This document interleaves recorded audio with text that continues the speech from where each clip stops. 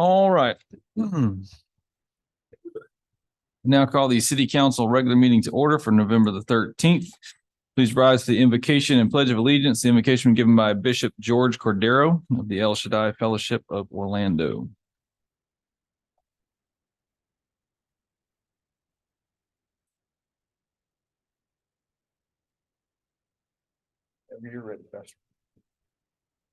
Muy buenas noches tengan todos. Good night, everybody. Es un honor estar en este lugar. It's an honor to be here with you. La palabra del Señor dice The word says en el Salmo 127:1, in the Psalms 127 verse, si Jehová no edificare la casa, except the Lord build the house, en vano trabajan los que la the edifican. labor in vain that build it. Si Jehová no edificare la ciudad, Except the Lord keep the city, en vano vela la guardia. the watchman like what in vain. Qué privilegio It's a privilege poner al Señor for the Lord en primer lugar as a first en estos asuntos. in these things. Con su bendición, With his bless, todo fluye, everything will todo prospera y Dios lo bendice. and God will bless. Así que invoquemos la presencia del Señor. Welcome, Lord, here. Padre celestial y Dios bueno, Dear Lord, te damos gracias give you thank you porque tú eres el Señor because you're the Lord, de Avon Park. Avon Park. En tu nombre In your name, presentamos estos asuntos. send this meeting. Invocamos tu presencia, Welcome you here. sea tu paz, Your peace, sea tu coinonía. your kindness, En el nombre de Jesús, Jesus. bendiciendo este lugar, Bless this place. tomando el dominio Take the honor y el control and the control, de todos los asuntos. all the things. En tus manos Your hands, depositamos we put todas las cosas all things en el nombre de in Jesús. Jesus. Amén y amén. Gracias por la oportunidad. Thank you. That's right. I pledge allegiance to the flag of the United States of America and to the republic for which it stands, one nation, under God, indivisible, with liberty and justice for all. May be seated. Madam Clerk, if you'll please call the roll. Yes, sir. Councilmember McGuire. Here. Councilmember McCure. Here. Councilmember Taylor. Here. Deputy Mayor Bernard. Here. Mayor Anderson. Here. We have a quorum. Up next, we'll be looking for a motion to approve the consent agenda. Make a motion, we approve consent agenda number C, please. 4 and 5. We have a motion to approve. Is there a second? Second. We have a motion and a second. Any questions? Seeing none, we'll call the roll. Councilmember McGuire. Yes. Councilmember McCure. Yes. Councilmember Taylor. Yes. Deputy Mayor Bernard. Yes, Mayor Anderson. Yes. Motion passes. Thank you. Item number 6, at long last, we have some good news from the FAA, I hear. We have Mr. David Bernard with us to give us an update or? Yes, I can start it off, Mayor. Okay. As you know, we all went up to Atlanta for the meeting, the regional office. It was supposed to be an all-day meeting. It lasted about 2.25 hours. They went through the whole lease, but because the regional office and headquarters and the Orlando office had met the day before for several hours and went through it all. And when they went through it, they had very minor things. I mean, some were just adding in, the FAA has to be notified if this happens or that. But there was a statement made, and I actually wrote it down as a quote. It couldn't have gone any better, really, than when we were up there. But I do know that this has been a long process, and sometimes people haven't really liked how long it had, and I think that David and Lowell sometimes took the brunt of it. But this was a quote from one of the people from their headquarters in DC. They said, "This is one of the cleanest leases we have ever seen." All right. amen. And that was backed up by the attorney out of headquarters and out of the director.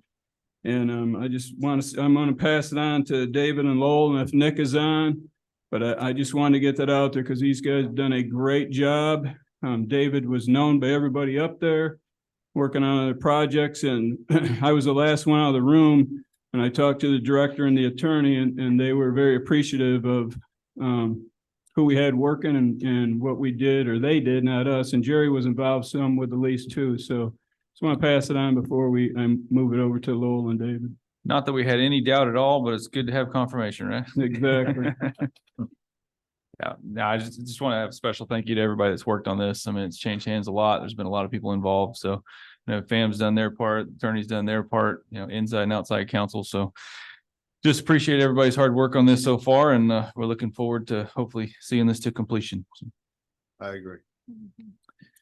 this be Lowell or David taking this?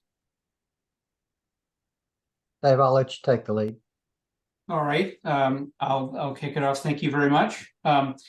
As you heard, the meeting did go very, very well with FAA. We have revised the lease as they requested and submitted it to Florida Airport Management for their review, and they have signed off on the changes to the body of the lease. We're pulling together all of the exhibits, and I think we're just about there. We have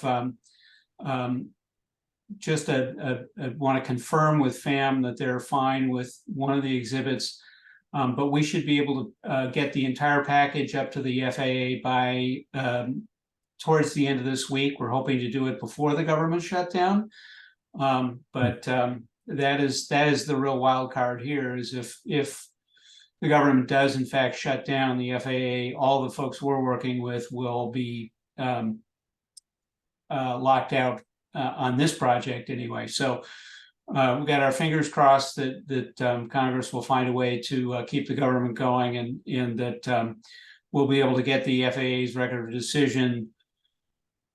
Well, we're hoping it'll be pretty quick, because they as you heard, they really had no real problems with it. So that's where that is, and it's being submitted to FDOT as well. So they will be fully up to speed. And I guess I should kick it over to Lowell, because I think you're more in the trenches at this point than we are. Okay, FAA has asked that the city council approve the lease ahead of the record of decision, and that would be subject to the record of decision. There may be and likely will be a few minor changes, and those are mostly truing things up to the end of the lease term. For example, there are some amounts of advances from the city that will be trued up based on the closing date, and a couple other things. The one question we do have for the council is the appraisal in the lease right now, determining the lease value that would be paid by FAM, was developed by FAM in 2021. It's a comprehensive appraisal. It does have a value listed, we'll call it the base rate of $80,000 a year, and it assumes growth over time, which grows to over 200,000, but that would assume additional growth. So we assumed 80,000, increased it by 5%. So the target we have in there now is 84,000. The question for the council is, do you want to do your own appraisal? Do you want to go ahead and accept that amount as a starting amount, with the understanding that there will be a 5-year reappraisal in the lease every 5-year term, and the city can request a reappraisal if they feel like something has had a major change, like there's been a new development out there or something like that that's going to increase the lease. You can request a reappraisal at any time. So that's really a question for the council. If you're comfortable moving ahead with the appraised value and the target in the lease at 84,000 a year, the goal would be to go ahead and put it on a special council agenda for the 30th of November to approve the lease document. We would be able to give that to you likely midweek next week at the latest, if not earlier, so you could go ahead and start reviewing it. We will have a summary of the lease document for your use that's only going to be 2 to 3 pages long, to give you the summary of the major items in the lease that'll make it easier to follow. So that's kind of the question on the table for the council, is if you want to accept the lease appraisal that's there, or do you want to have the city do a new one? We do have an estimate for a lease appraisal at about 35,000. So that's to give you an idea of what it would take. And my guess, Dave, from you and Nick, it would probably be 60 days probably to get an appraisal done, if not 90 days. So Yeah, I think 60 to 90 is fair. And we did specifically ask FAA about using the appraisal that we already have in hand, and they were comfortable with using that appraisal. So it won't be a problem for them, but obviously, as the city council, you want to be comfortable with the level of rent that would be included in the lease as the starting place. I would just simply ask, do you guys have any reservations about using the existing appraisal? Mayor, I really don't, for two reasons. One, we do believe it's a comprehensive and valid appraisal. And two, you are going to have reappraisals done every 5 years. So this is really your starting rate. The other is if you see anything major going on out there before 5 years, you can always ask for a reappraisal.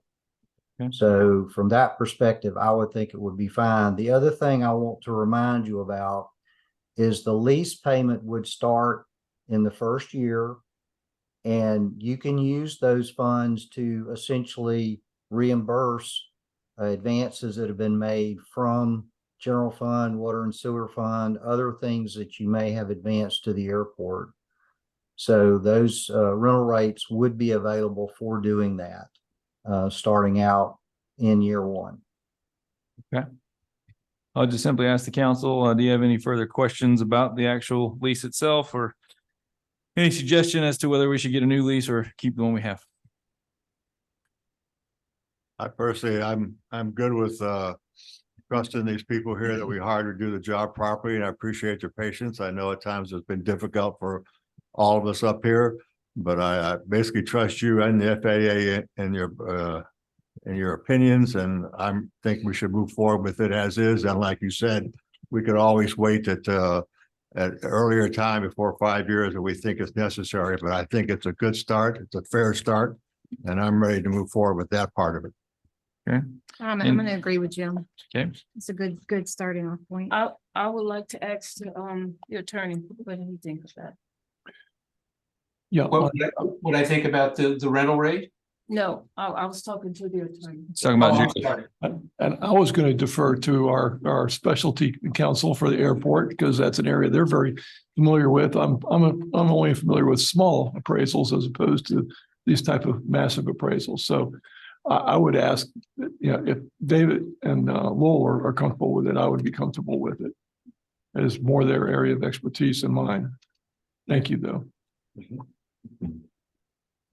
Yeah, I would back you up on that. We're comfortable with the appraisal and really don't see any reason for the city to spend an additional 60 to 90 days, an additional $35,000 on obtaining a new appraisal, especially when, as Lowell says, it's going to be done every 5 years or sooner if there's a major project out there. So I think you should be pretty well served by that.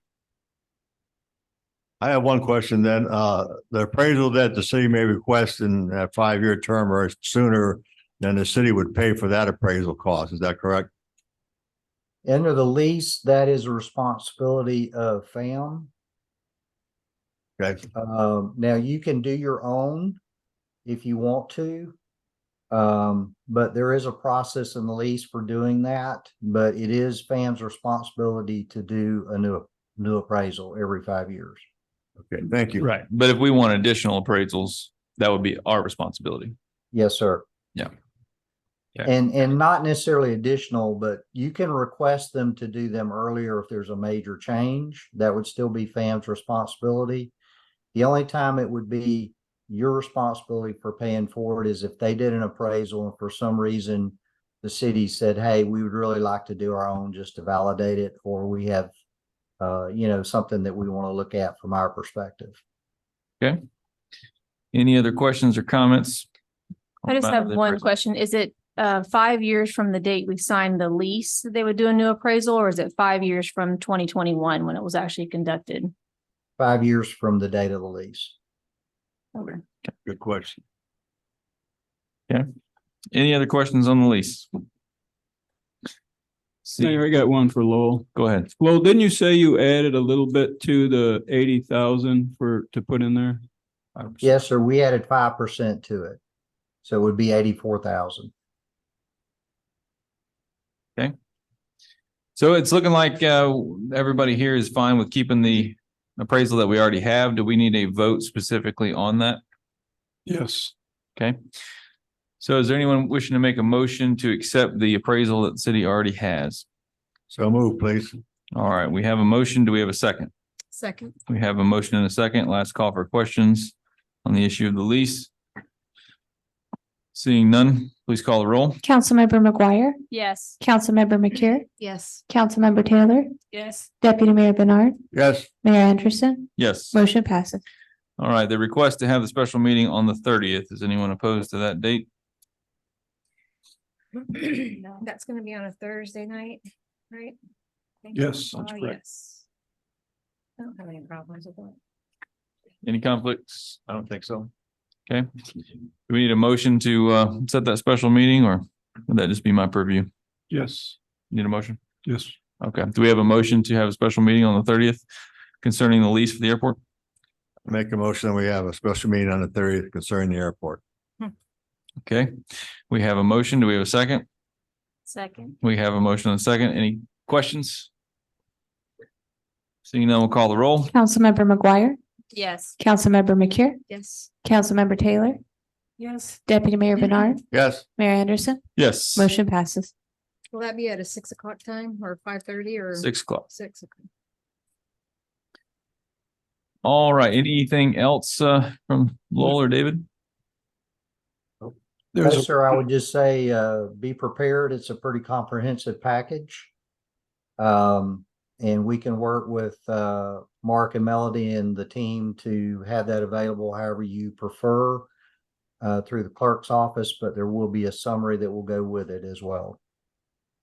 there's a related resolution under item number 9. We'll get to that point, but it's having to do with your purchasing policy. Okay. I would just encourage, as we get a hold of that lease, all the council members, all the questions that you have, please reach out to city staff and try to get a lot of that stuff answered before the meeting. Those type of meetings tend to be very in-depth, so just try to be as prepared as possible. All right. If there's nothing else, for the FAA update, Lowell, David, thank you very much. And we will move Yes, on. sir. thank you, gentlemen. All right. Item number 7, this will be the first reading of ordinance number 13-2023 and 14-2023. 13-2023 is an ordinance of the city of Avon Park amending the future land use map of the city of Avon Park, Florida. Specifically, amending one parcel of land comprising of plus or minus 2.09 acres, generally located between South Lotila Avenue and South Willow Avenue on the north side of East Cornell Street. Address being 601 East Cornell Street, from future land use of low density residential to medium density residential. Transmitting said amendment to the Florida Department of Economic Opportunity for notification purposes only, providing for severability, providing for conflict, and providing for an effective date. Okay. How's it going, It's going well. It's been a while since I've seen you all. sir? I want to take a moment. I'm going to introduce Carlin Daniel. She's a planner on our staff. She's been working with us for just over almost 2 years now. All right. But she's been doing a lot of work with the city of Avon Park, and I just wanted to introduce her. She's going to go through the presentation for you all tonight. And then we'll turn it over for any questions. Thanks. Sounds good.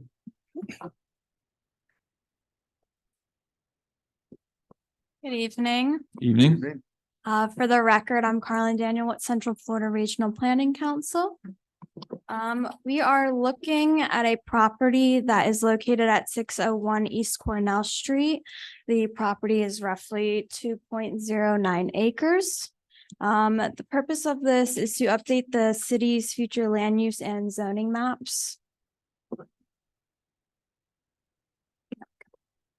Right, so existing future land use and zoning. For the future land use, we currently have a low density residential and a zoning of R1AA low density. And looking at the proposed future land use, we have medium density residential with a zoning of R2 or a proposed zoning of R2 medium density, single family attached and duplex. So looking at the consistency with the comprehensive plan and land use amendment, the proposed assignments are consistent with the city's comprehensive plan, with the goals, objectives, and policies that are within the comprehensive plan, mostly looking at policy 1.3 and 1.5. Currently on this property, it is vacant. And the applicant is looking at constructing duplexes, which is a permitted use in the R2. In regards to the density, the current low density and future land use in R1AA zoning allows 3 dwelling units an acre. At 2.09 acres, they are allowed 6 dwelling units. With the rezoning and future land use amendment, they are allowed up to 8 dwelling units an acre, and at 2.09 acres, they are allowed 16 dwelling units. This is an increase in residential density by 10 units. The change is compatible with the surrounding area along the Cornell corridor. There are a few other properties to the west that have an R2 zoning.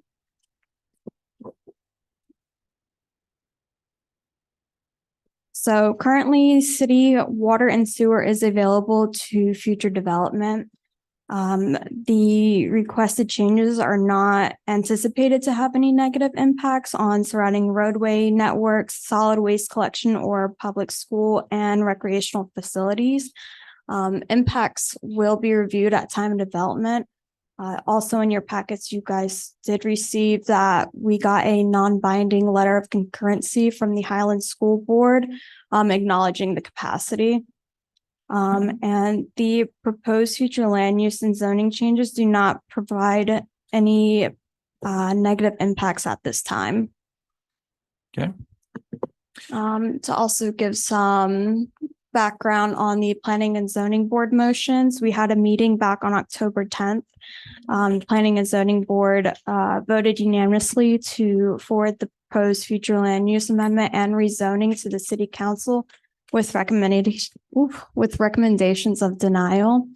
With that being said, we will answer any questions. The applicant is also present tonight if you have any questions for him.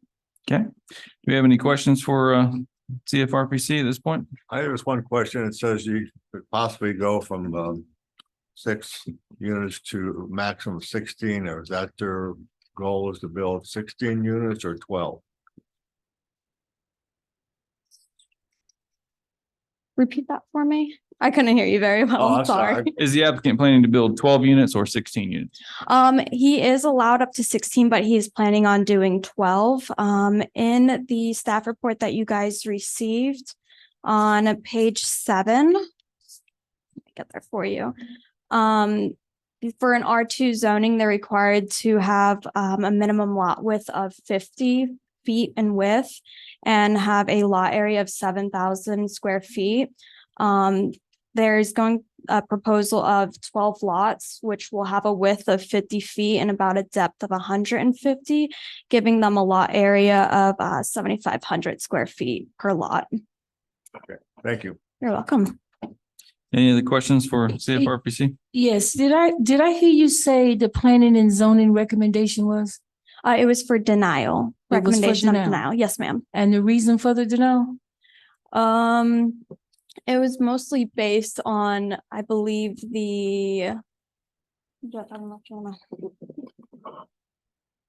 How do we say this politely?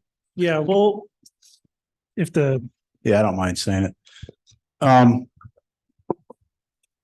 It was unanimously denied because of the stigma of not a very positive stigma of duplexes. That's as nicely as I can put it. Okay. It was frowned upon. Many comments were made that it brings down land value in the areas. I personally don't understand that. But nonetheless, there was actually two strong opponents, and then obviously everyone else agreed with them. I can tell you specifically right across the street from this property, which is Lotila and Cornell, it is R2. Directly to the west of that is Fairview Terrace Apartments, R2. So that somebody had brought up that the closest R2 was Las Palmas, which is not true. It's literally right across the street is an R2. And then next to that is an R2, just for the record. Yeah. But it seems to be heading west and not east for the R2. So Randy, is it okay? if I- Yeah, go ahead. So Randy, pretty much you're saying there was two residents that live in the area that didn't want the, No, there were two planning and zoning, well, they all unanimously didn't want it, but two seemed to have the most feedback on it. I can tell you there were at least 4 or 5 residents, and I think they may be in the room, that did not want that in their area as well. And maybe they can further give you a reason why this is not conducive for that area. okay, so the question to planning and zoning, is that something planning and zoning voted on amongst their committee? So following the public hearing on the 10th, the recommendation to city council unanimously was to deny moving forward with future land use and the zoning changes.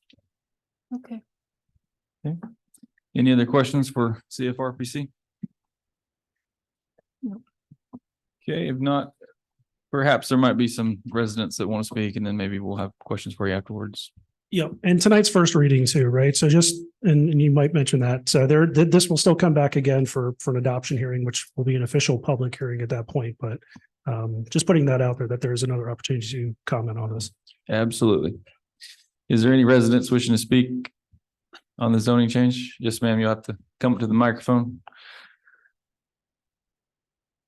Just give your name and address for the record, please.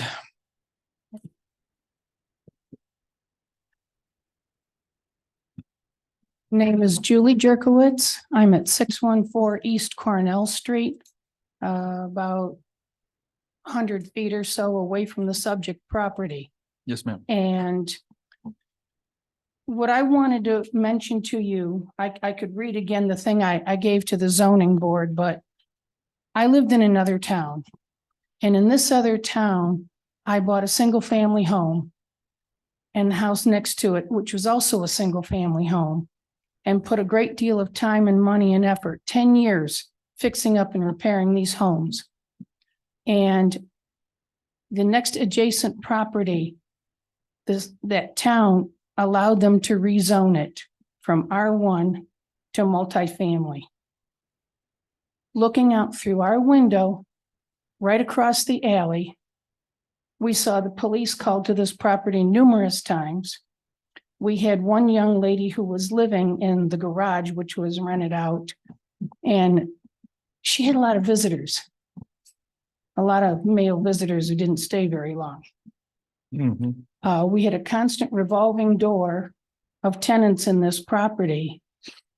Believe it or not, noise was not one of the problems, but we saw them selling drugs out there. They were using bows and arrows and using our house for target practice and putting holes in the siding.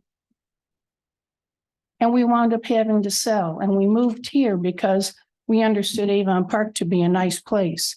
We were told we lived in a very quiet neighborhood. Our realtor told us this, our neighbor told us this, and even a former person who worked here at the city told us that when we called to speak to them. It's the opinion of the nearby residents who all are single family. Not just that it will bring down our values, but it will hurt our neighborhood.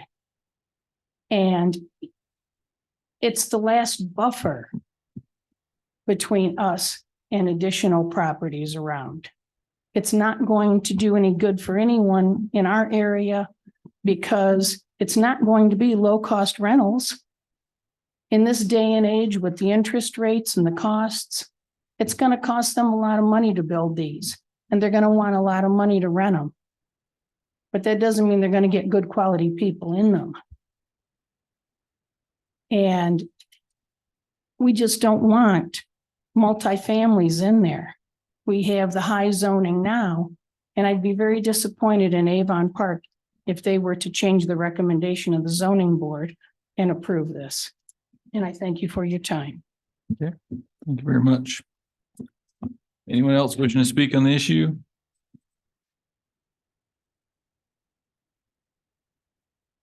Seeing none.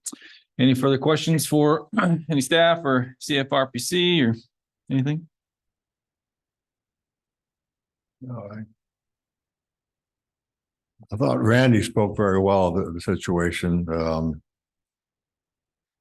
I believe that one area is a lot different than another area, and unless you feel like that the people you would know that would move in there, I could see your issues and your problems. But possibly because of Avon Park and its reputation of being a good town and a group of citizens of all kinds that seem to, in my opinion, work well together and get along well together, it doesn't necessarily mean that this type of a location for this type of R2 would make the same problem and issues as your previous one. Just a thought. And I'd like to say something, Mayor. I can understand where the young lady is coming from. I mean, I went to school there. I know that Lake Lotila is there. Lake Lotila's been there since I was a young girl. And my take on this, to drop that many residents in that area, I just don't think it's fair to that area that's been there, like she said, for a long time. I mean, that area been there for a long time. And to me, to come and drop that type of population right there in that area, I just don't think it's fair to them. Now, if they want to build houses there, you know, that's compatible to the houses that's already there, maybe so. But to drop that type of duplex or whatever they're calling and drop that many population of people there, I think it's not fair to the residents. And although Randy said it was only 2 people that was complaining, I think those 2 people got a point. Okay, you said that the applicant was here. Do they want to speak? We just have to give your name and address for the record, please. Yes, good afternoon. My name is Fidel Chewy and property address is 601 East Cornell Street. As to what Bernice was saying, the amount of population that I'm bringing is basically, I'm allowed to build 7 single family homes. I'm just requesting an additional 5 more. I don't see too much of a difference. Mm-hmm. That's basically it. Could you possibly describe the nature of the duplexes that you want to build? Size of the units or Actually, layouts or anything? I think I'm supposed to build a minimum, as the young lady stated, I have a minimum of 7,500 square feet per lot. Right. And I think, if I'm not mistaken, I'm supposed to build approximately about 600 or 700 per square foot on each duplex. So it's will be a total of approximately about 1,400 square feet or 1,200 square feet. Okay. So will these be 1-1s then, or? Something like that, yeah. Okay. Any idea of your targeted rental rates or anything like that? As far as, you know, as she mentioned, the cost of building nowadays is pretty expensive, along with a lot of other things. Mm-hmm. And as she mentioned that rent will not be cheap there. I'm trying to build affordable housing, meaning, you know, give the opportunity to people that need it. It will, you know, enhance property taxes. I think everybody will benefit. A few trades will benefit from that. The community will benefit. And again, it all depends on who manages. As far as, again, there's not too much of a difference, but if I'm building, I'm going to try to put as best tenants as possible. Why? Because it makes my life easier. Sure. The better the tenant, the better it is for myself. Yep. That's pretty common. You know? Is this a property that you intend to develop and hold, or you intend to market it, or? I intend to hold it. Okay. And as she mentioned, right across the street from me, directly across the street from me is zoned R2. And right beside them is multifamily. I'm not, is R2 considered multifamily? I don't think so. It's medium density. Yeah. So it's just It's not high density. Right. Correct, yeah. So basically, I'm not requesting much more. It's an additional 5 more tenants. Mhm. And the way I structured it also, the way it's structured also, I think that I may be able to sell a duplex as well. In other words, each duplex will have its own parcel number. Right. So I may be able to sell them. You can sell it as owner occupied, you're saying? Okay. Yeah. That's basically it. Okay. Is this something that you do in other places or? Yes, sir. I've done other places as I've showed certain pictures as far as my experience and so forth, which I have here, and I also have emailed them. I don't know if you have access to them or not. But We haven't seen them. Okay, Yeah. but I'd be willing to bring this to you or email them to you, whatever you wish. Yeah. If you could please email it to city manager or the city Yes, clerk, they can surely. distribute it to the council. That'd be great. Surely. Sure. Any other questions for the developer? Yeah, sir, you gonna be renting or you gonna be selling or both? It all depends on the situation and how things come. I'm trying to hold them though. I'm trying to build them and hold them, meaning rent. Okay, and so I think the mayor asked you a question, but I don't think we pretty much got an answer. Do you have, like, say for instance, if you was renting one, you have any idea what the renting rate would be for? Not at the moment. Not at the moment. No. And what I'm asking you is, Bernice, what is the difference between a total of 7 tenants opposed to 12? There's not much of a difference. Five is that is not the point that I have. Okay. I see But you that. had mentioned it though. Yeah, I did. But the point I have is still whether it was 5 more or whether it was 7 less or whatever.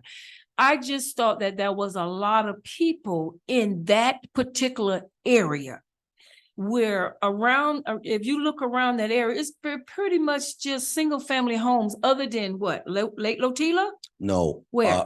Where- Basically, I think it's called Grand Palms or something like that. Oh, we call that Lake Lotila. Okay, okay. yeah, there's a They total, just- and we're not they- far away. We're They maybe a just block. renamed it. But Lake Lotila been there, what, since the 70s? So they done got used to Lake Lotila being there. That's what I'm trying to say. They done got used to Lake Lotila being there, and it is what it is. You ain't gonna be able to change that. But I guess what they're trying to say, and I see their point, they didn't want any more of that to come to the area. Maybe single family homes, yeah, but not all this that you. I understand, but the property right across the street from me, what happens when somebody purchases that property or the owner himself decides to build duplexes? Because it's already zoned R2. Still got to come to us. How is that? It's already zoned. They could build it right now. Directly across the street. Yeah, I mean, once upon a time, New York City, there was only Indians that lived there, guys. So things change and things develop. I mean, the fact of trying to have a protectionist attitude and keep everything the same, it's a dying formula. So we get report after report saying that we need to grow, report after report saying we need more housing. We need to increase our density. If you want the town to be more successful, you have to increase the density because you need more people in order to go to those businesses, you need more people to go to those schools, et cetera, et cetera. So I don't think that it's a very good idea to just say, this is what we're going to have forever and we're never going to change. We need to actually be inviting to developers that want to come in and try to build as much as possible. So It's a simulation of economy. yes, agreed. Just a couple questions. Are you from Avon Park? Do you live here? No, ma'am, I do not. You live close or far away? Actually, I hate to say where I live. Is it in Highlands County? No, ma'am. I'm planning to move this way. That's the reason I'm trying to sort certain things out for myself. I own some property which I'm going to build my home close by in the city of Sebring, which is not too far as a ways. Right. Right. So did you purchase the property with the intent to do these duplexes, or did you already own it, or how did you come No, I upon that purchased- particular? I purchased it with the intent to build duplexes. Yes, ma'am. How long have you owned it? Well, not long, maybe about 3-4 months ago. But that was my intention initially. That's why I purchased it. Mhm. But other than that, I think legally I'm able to build seven single family homes. Was it 7 or 6? I think it was 6. She said 6, but I think it's 7. But okay, 6 or 7, if that makes a 6 or difference. 7. 6 or 7. Okay.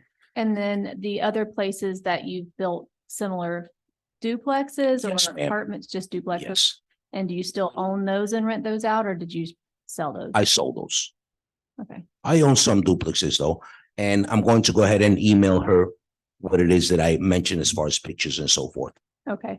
And then those duplexes that you have built, did you have a good reception from those communities or from the neighbors? Have you had many, issues? Of course, as I mentioned to you, there's always going to be some type of issues, but they had brought up the fact that I was going to increase crime by building duplexes. And as I mentioned, I plan to hold them for my retirement. And the better the tenant I acquire, the better it's going to be for everyone, Okay, especially myself. It makes my life easier. right. And then as far as managing them, do you regularly check on these places? I manage them yourself? Do myself. you have a No, management I manage them company? myself. Yes. So how often do you say you would do inspections and check on the tenants and things like that? Depending on my mood and the situation, but I swing by my property, by my investment at least 2 or 3 times a month. Okay. I wouldn't build anything that, in other words, I wouldn't build anything that I wouldn't live in.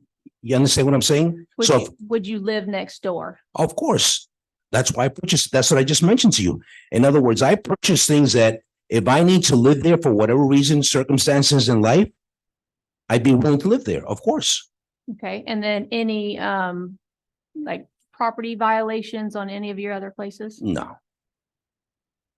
What violations might I have there? I'm just asking. Ask Randy, he's got a whole list of stuff. Code enforcement, building, building illegal structures, having chickens or something like that? I cannot read her mind. I got you. Like tall grass or dilapidated buildings. Well, if you like look at any of that kind of property stuff. right now, there's more than tall grasses there. It's, critters have to live there as well, Right. But if you look at that piece of property right now, it's a wooded piece of property. It's not doing anything for anyone. I was just interested in how close you actually lived, because if you live close to a place that you're managing, you're gonna swing by a lot more Right, frequently right. than you are if you live in Tampa or North Florida or Right. somewhere like Miami. I understand. Did Miami, did Yeah, it get? all that, right? Yep, Yeah. just But curious. as I mentioned, I'm trying to move this way because Miami is very congested. We have a population of 2.7 million human beings in the county. Opposed to how much here in Avon Park? 10,000? No. 11. Oh, 11, okay. 2.7 million. Yep. It's crazy. I have one question, if you don't mind. Surely. sir. If How I could many- answer it, How many entrances do you plan on having? Just one or the multiple entrance to each unit? it all depends on how my architect engineer stuff, but any recommendations? I'm assuming if I'm able to build 12, I think we should have at least 12, 2 entrances. It's not many units, really. Yeah, the last time you was here, you said 2. I'm sorry? The last time you spoke, you said 2. Said 2 what? 2 entrances. Oh, yeah? Mhm. I don't recall saying that, but Well, it looks like there's road on 3 sides of the property, so there's. Yeah, let me just step in for 1 second. So the way that this property right now sits as acreage, it's one piece of property. To do this, it's going to have to be subdivided, right? Otherwise, it's a multifamily product, which the zoning does not support. So we're going to have to go through a subdivision process. And the discussions we've had leading up to going to hearings for land use and zoning were to subdivide this into 6 lots on one side, 6 on the other with duplexes that'll span over both, which gives you a product which is essentially a single family attached unit. I just want to make that clear. So that is what the zoning allows. The zoning will not allow multifamily. It will have to be subdivided. So you will essentially have a property with a building that spans across a common property line where the units are each on their own parcel. So essentially the owner could sell each one of those units in the future. But going through that subdivision process, it'll answer some questions with maintenance. If there's a HOA to cover, common areas on the property, all of those types of things. But I guess the point I just wanted to kind of hit home is that it's not going to have the potential for multifamily. They are going to have to subdivide it, and then the buildings will have to get developed on those properties. And to answer the question on the doors, it would be a single door for each one of those units. And I think, is that what the question, excuse me, what the question was, or that there was, I heard two No, the entrances. entrances. Road entrances. entrances. Okay, you're talking about access Yes. to the property. Yes. Yeah, right now the property is fully surrounded by roadways, which also are likely to need improvements as well before the development would occur. So there's a number of things to happen before we would get there, but the access would all be from the existing roadway network. Jeff, do you know how many duplex communities we actually have in Avon Park? Oh, boy, we've got a number of duplexes throughout the city. Yes. A lot of them are one or two entrances only, correct? Unless they're on a main street. We would have to look into that. The handful that I do know about, I mean, they all have direct access onto a public right of way. So. I just had a question for you. From a developmental only standpoint, I mean, do you think that this is a good move for the city? I mean, if we're looking at the big picture of affordable housing in the city, and the deficit that we have, not only in Avon Park, but countywide. I mean, we're approaching it from the technical standpoint. I mean, we're adding housing. It's consistent with your comprehensive plan, which is to introduce densities where they're appropriate. We do understand that this one's on the fringe, right? But that's going to happen sometimes. We've got other properties that are similar to this that are nearby. In terms of compatibility with the surrounding area, it's in your report as well. A lot of the lots that are nearby this, 8,000 square feet, some of them are larger, 15,000 square feet. The minimum lot area on this is going to be 7,500. So yes, it is a little bit smaller than what we see out there right now. But it's not introducing something that's completely different than what we see in that area of the city. And it adds housing stock, which is deeply needed in Avon Park. Okay. Any other questions, comments? Don't we have, isn't that a duplex community off of Central? It's like one or two entrances on the north side here. It may even be low income. Yeah, you're talking about the one that's owned by the housing authority? Yeah, I mean, I've been in there many times and I've never seen any issues or problems with anything in there. It's just, I guess it all depends on how it's managed and. Well, yeah, you hit it on the head. Management is everything. You can have, there's duplexes in the richest zip codes in America, and there's duplexes in the poorest zip codes in America. There is crime riddled duplexes, and there is beautiful, gorgeous, amazing people duplexes. So, you know, it's a mix. It's all about where it is, who manages it, and how they manage it. So any other questions or comments? As I said, this is the first reading. There will be, if it passes, there will be a second reading. There'll be a mandatory public hearing there. So everyone will have another opportunity to speak, bring anything they wish. So is there a motion for the first reading? If not, I'll make a motion to approve the first reading of ordinance number 13-2023. Do we have a second? Going once, going twice? I'll second for the sake of giving us some more time to have any of the existing homeowners around there to communicate with any members of the council or staff. We have a second. Any further questions or comments? Would we have any say on the subdivision process as far as the management for the HOA or any of that kind of stuff? Would they be required to show us anything further if we did rezone it? When it comes in to get subdivided, it will come back through this process. But I think she's asking, can we mandatorily make them have a HOA or anything? You'd have to take a look at that. I mean, if the intent is to just subdivide them into lots, it can depend. We'd have to take a look at that and get back to you on that. Okay. Is that something that you think you could look at between the first and second reading? Absolutely. Okay. That would be important. Any other questions? I just have a question for Mr. Chuy. You said you were from Miami? Or you live in Miami now? Yes, ma'am. Okay, well, your application had St. Pete, so. St. Pete? That's what it says, yeah. Your applicant information? That's weird. I have nothing to do with St. Pete. Florida. I'm sorry? It says St. Petersburg, Florida. Do you have your? Can you pull that up, maybe the I application? can't, no. No, I have nothing to do with St. Petersburg. Is your corporation perhaps out of St. Peter? Oh, that is correct. I'm sorry. Yes, that is correct. There you go. My LLC, the mail goes to St. Peter's. That There you answers your go. question. There you go. Thank you, Mayor. That's all I was curious. All righty. Any other questions or comments? Seeing none, we'll call the roll. Councilmember McGuire, No. Councilmember McCure, No. Councilmember Taylor, No, Deputy Mayor Bernard, Yes. Mayor Anderson, Yes, motion fails. thank you very much. So I don't suppose there's any reason to go on to the second resolution. 1423, no. Okay. All right.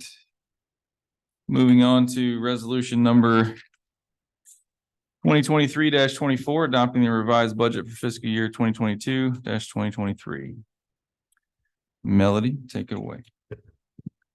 Okay, you have before you a resolution and you also have, which I provided earlier today, Exhibit A, which is the revised budget summary for fiscal year 22-23. The total budget will be $44,448,640. We had a few purchase orders that rolled forward from fiscal year 21-22 into 22-23, which makes up the additional $2,088,920. Okay. Any questions on this budget revision?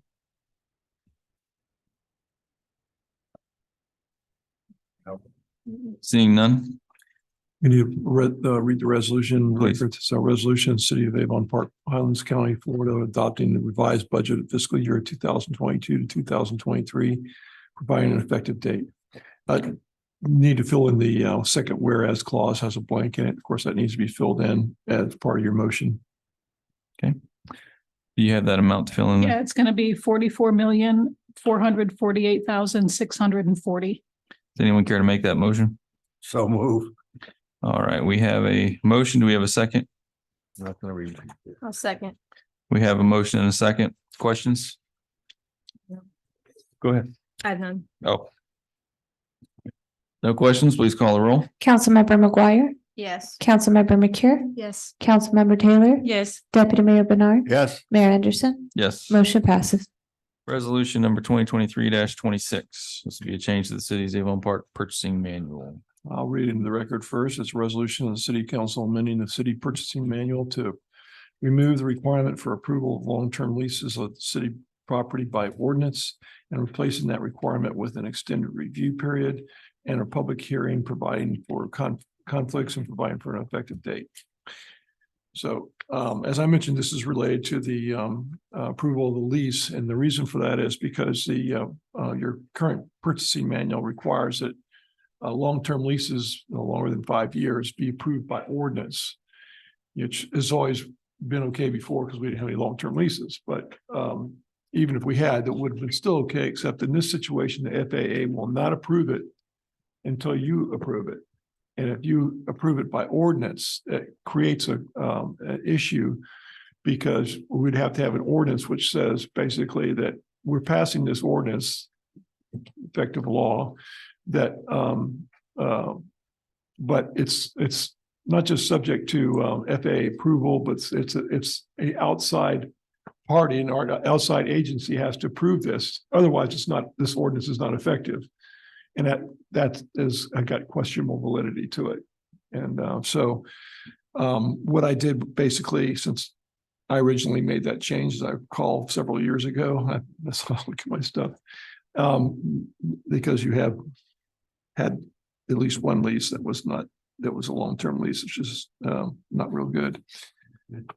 So we can still maintain the intent of that by having two discussions of it, serious discussions. You had one tonight regarding it.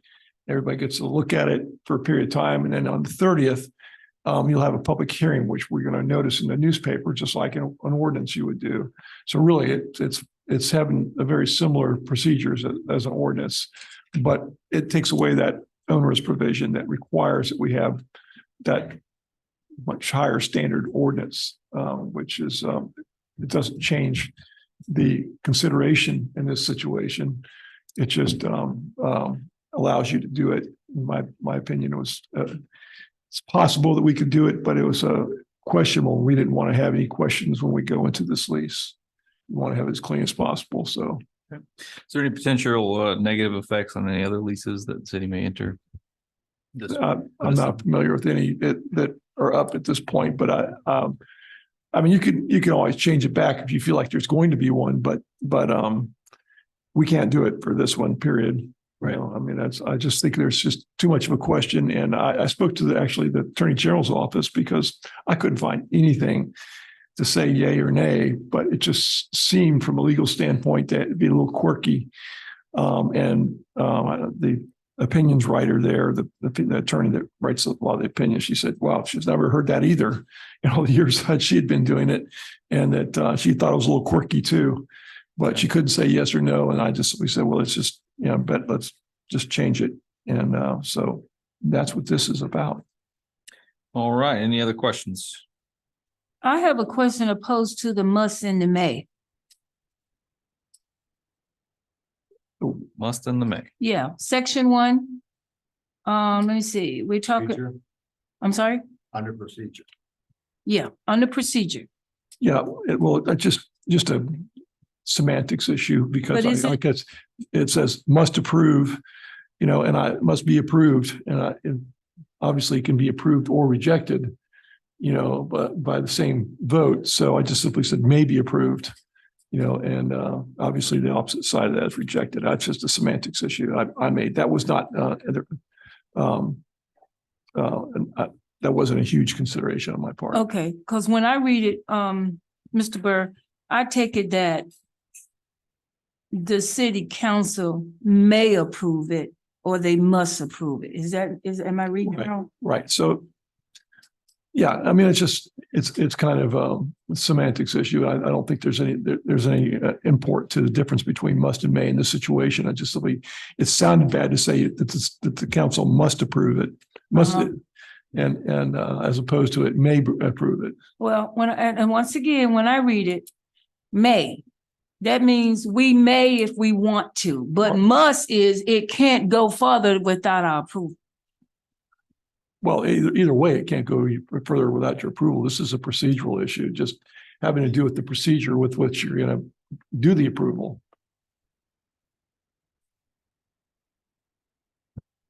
It was always you may or may not approve it.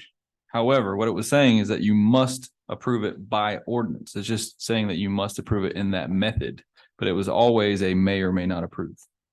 Okay. This doesn't change for any nuts and bolts, actually practicality. It's the same.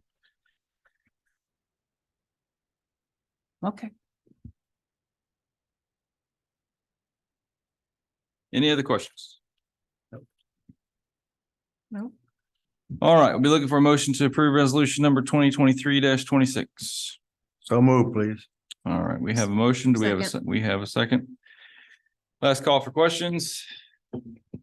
Seeing none, we'll call the roll. Councilmember McGuire, Yes. Councilmember McCure, Yes. Councilmember Taylor, Yes. Deputy Mayor Bernard, Yes. Mayor Anderson, Yes. motion passes. Item number 10, we have an event request, street closure, 4th of July fireworks display at Donaldson Park. Miss Candace Anderson, Parkview Prep Academy. Please give your name and address for the record. Candace Anderson, 157 Wester Avenue, Avon Park. Okay. So you're coming before us asking for a donation for the 4th of July fireworks, same as you had last year, is that right? Yes, sir. Okay. Is there anything different that you'd like to express to us? No, I'd pretty much like to do it the same as I did this year. The same stellar fireworks then? Yep, exactly. All right. Same everything. So if we have any requests to change the fireworks, we should do that now. Yep. Okay. All right. Is there any questions for Ms. Anderson? Miss Anderson, you're just not requesting for the same thing, this year. You requesting for $5,000, right? Yeah, it's the same thing. This last 4th of July, I did the exact same thing. Yeah, so the city donated $5,000 towards the fireworks for last year and I cover the rest. probably what? It's about a 20 third 20 maybe. years prior to that as well. Yeah. Mayor, and item number 14, we're gonna be adding a special event line for this type of increase to the general fund, right? Going forward, yeah. Going forward, you mean for 24 or this year? When Well, I we mean, make the this, decision. this year's budget's already been approved. Uh-huh. We're operating under a budget that's already been For approved, 24. Oh, so we're operating on the 2023 right now. 22, 23. 22, 23. So 23, 24. 24. Right, as of October 1st, yeah, okay. So what she's requesting now is 23, 24. Yep. 5,000 for 23, 24, the budget that's already been approved. Yep. So. Okay. We didn't say anything because there wasn't, I didn't either anyway. There was not a lot of people come in and request for money out of the general fund for different special events and events in the city. I can think of, for lack of better name, the Toys for Tot. He didn't come in this year, but he came in the last year. And I can think of the Martin Luther King Parade and her. I can't really think of anybody else. Veterans, right? the I'm sorry? Veterans Day thing that we approved last time, wasn't that 2,600? No, Yes, I thought that was for Martin Luther King, the 2,600. it is. I don't think veteran was It's in. in your background. Right.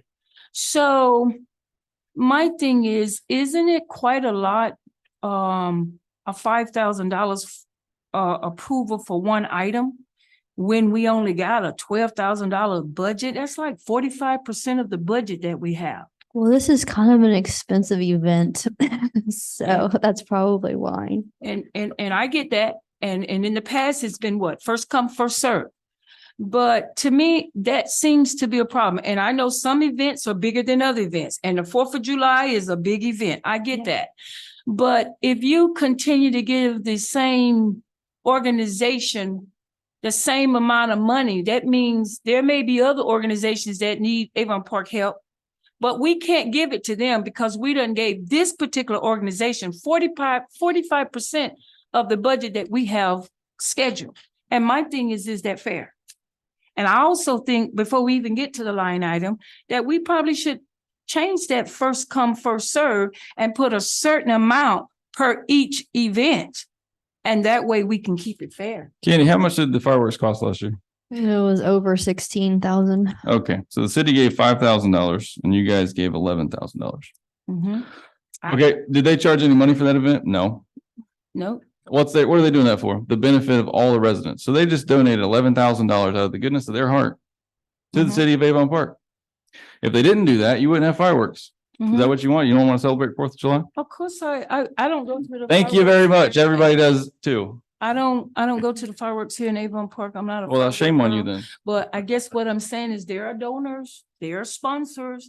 I'm just trying to keep it fair for anybody. I'm sure you who are. wants to come before Avon Park and request for a certain amount of money, that it should be distributed fairly. That's Okay. all I'm I saying. think the first come, first served, that the money stuff that you were talking about, that we were talking about last meeting was as far as waiving fees for road closures and the police to come Yeah. out and the fire department. It was not donation requests. Like Garrett said, I think it was at last meeting, is that Yeah. the city can decide at any time to partner with any organization for any event. Mhm, And we can also revise the budget at any time. mhm. The first come, first serve and a certain amount for each organization was just to waive those additional fees to pay for overtime employees and things like that. Right. Those two separate Those are conversations. two separate things, but I wanted to bring the attention because she is requesting for the road closure, which requires overtime for the employees, but she's also requesting again, the go into the general fund of $5,000. And why we was here, I wanted to bring up the $5,000 and to put it on the table. My opinion is, I think for one event to go into that $12,000 budget that we have set for the city and for them to use 45% of it, I just think that that's not being fair. Let's use Ms. Kamala. Ms. Kamala is the Director of the Commerce here, and she's going to be throwing a lot of events throughout the city. Are any of them as important as 4th of July? Well, Ms. Kamala probably thinks so, but the point I'm trying to make is Ms. Kamala may have 12 throughout the year. She Got it. may throw us 12 events here for the year. Sure. But we done went into the budget and we already done stripped 45% of it out of it. I just think if the city's gonna be fair, the city just needs to be fair. Mayor, can I, oh, sorry, I thought you were done. Can I add something? Sure. The budget since I've been here has always been about 12,000 for this, for donations, and it's since I'm in my almost 4th year starting here in a few months, and the 5,000 has always been for the fireworks. And then there's always at least $2,500 for the MLK.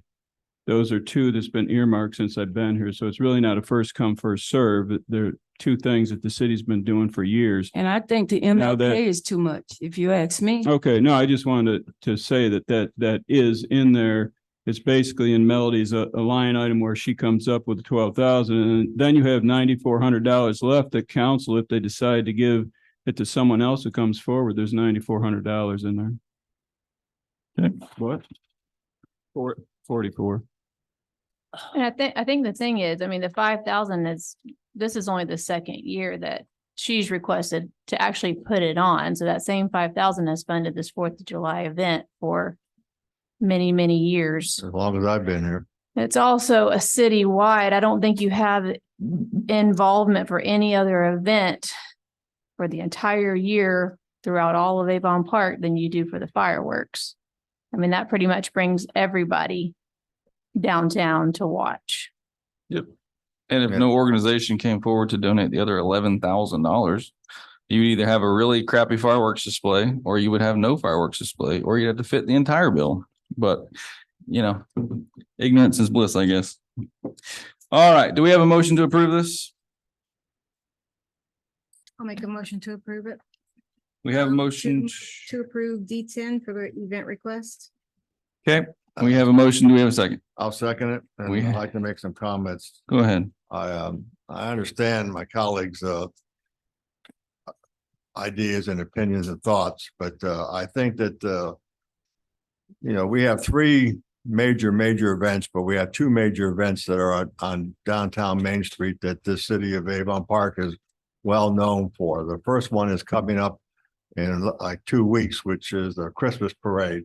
And the city goes all out in their expenses of city employees putting up decorations and making sure that the street is nice and clean, and as well as the grass is cut down the mall area so everybody can line up their chairs. I mean, the entire city of Avon Park comes up and lines up that city, and it's just one of the greatest events we have. And I'm proud to be able to be part of that in the last 6 years or 7 years, whatever it is. But even before that, I was one of those that would always come out like a day before that early morning and put out my chairs and pick my location and line up, because I think it was the greatest event there was. And not only that, but I had relatives and friends from Sebring and Lake Placid would come up just for our parade. They might have gone back and saw theirs too, but they came up for theirs. And then now we're talking about the fireworks, which I think for me, I've lived all across the country in multiple states, and including Fort Lauderdale. And I will say that I think that our fireworks display is one of the very, very top best that there is. And I think that that's very important for the citizens to be able to come out and enjoy. And I hear people the same thing come and tell me they come and watch our fireworks because they are that good. They're that beautiful on the lake. And I think the fact that we've done this for many, many years pretty much sets a precedent. And if we have to make adjustments for other things out of the budget to do more things in the future, just like the city manager said, if 12,000 or 15,000 isn't enough, I think that if there's things that are that important, we could go ahead and make adjustments for it. But I think for us not to support this, I mean, I first of all congratulate Miss Anderson to take this on upon herself and their business, because this was always done by the J.C.'s, which was basically all volunteer money that the J.C.'s would collect. And they just all of a sudden dropped out last year, and she took this up upon herself, and she said that no matter what, she would make sure that this would work. And she would go out, look for donations and so on and so forth. And I think it would be a major mistake for the city not to continue to sponsor this. She isn't asking any more than they got last year or 5 years ago or 10 years ago. They always ask for the same amount, and the show has always been a fantastic thing that people come out. And I tell you, if you need a good seat, you're welcome to sit in my front yard, because I live about 2 blocks away, and you're welcome anytime. And I'm sure that there'll be other places too, but I think that we need to vote for it and move this forward. And I appreciate your opinion, but I think that this is something that we have to move forward, and you definitely will have my vote. All right, any other questions, or comments? Seeing none, I will be abstaining, as Candy is my sister. I'll also be abstaining due to business and family relationship. All right. So we have a motion and a second. Last call for questions. Seeing none, please call the roll. Councilmember McCure, Yes. Councilmember Taylor, No. Deputy Mayor Bernard, Yes. motion passes. Thank you. Let the record show, if anybody in Avon Park enjoys the fireworks, they should call Miss Bernice and tell her that, because I don't think she gets it, guys. And you're welcome to my front yard anytime. Well, she's not welcome in my house. Mayor, you can keep them All comments, right. please. sir. Item number Anything 11. Negative directed toward me, Mayor, Item you can number keep 11. it to yourself. Great. Item number 11. Chamber of Commerce request for additional event approval during the Chamber of Commerce Christmas Parade. Mark? Yeah, it was Kamala put together probably 25 people, I guess, a parade committee, and in it came up that they're planning to do a Christmas market that started at 4 o'clock on Main Street on the mall. Expected 40 to 50 vendors selling produce, Christmas items, other type they can add to that. And I advised that was not approved by council, nor could we obviously have something on the mall when the road isn't being closed till 5:30. And the other thing comes in is having a market, which as of right now is not allowed in the city of Avon Park. So I told her if she wanted to have this, she would have to come and talk to council on that, because I certainly couldn't approve it. Okay, I'm sure we'll have questions, Kamala. If you could.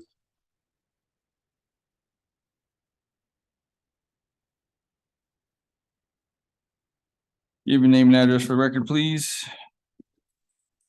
Camel Long, 28 East Main Street, Avon Park. All right. Jerry, were you about to say something? No, I'll go wait here, but I suspect I probably will. Okay. So as far as the issue of the market. So for special events, we do have food trucks and things of that nature. Could you please explain so everyone understands the difference between market and food truck And vendors. vendors? Mark, I'm asking you. Oh, Yeah. I'm sorry, I thought you were asking her. We do, but in this case, this is actually on the mall. Yep. It's a different event than the parade itself. And during her presentation, it said, I think 10 or 15, talking mostly about food trucks. And then when I talked to them, especially afterwards, they said it's going to be 40 or 50 on Main Street. No, I absolutely know how this is different from what she requested. I'm just simply asking going forward. We can have vendors going forward if it's requested to have them. Is that right? Correct. Yeah. And it's, we know where they're going to be, and proper roads are shut down. I mean, the Blueberry Festival is Right. one, or the Spring Palooza is one of them too. So Yeah. So the issue was the requested time was different than what was put on the advertisement, I guess. well, not only the request, but the whole thing of 40 or 50 of them that Right. wasn't talked about. And again, if they're going to be on the mall on Main Street between 4 and 6, the road gets shut down at 5:30. Yeah. Plus, they still need to get approval from DOT because it's not our mall. Well, and that's another one I talked to Randy about, correct? So we'd have to adjust the time, scope, and the type of vendors in order to make that work. And approve the event itself. As I told her, the vendors can be on, there's an ordinance which she has, and they can be on private property without even, I mean, the business owner and the person who owns the food truck. It doesn't even need to be the chamber doing that. They can be as long as they're under the ordinance. As long as they meet the food truck ordinance, right? Correct. All right, Miss Kamala. Once upon a time, you made an advertisement. Shame on you. It was wrong. Would you like to amend your request and make a new request for a different event?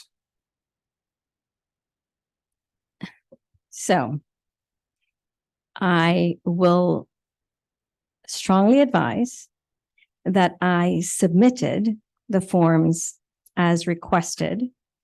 And I would like to suggest that I did what was required and asked of me.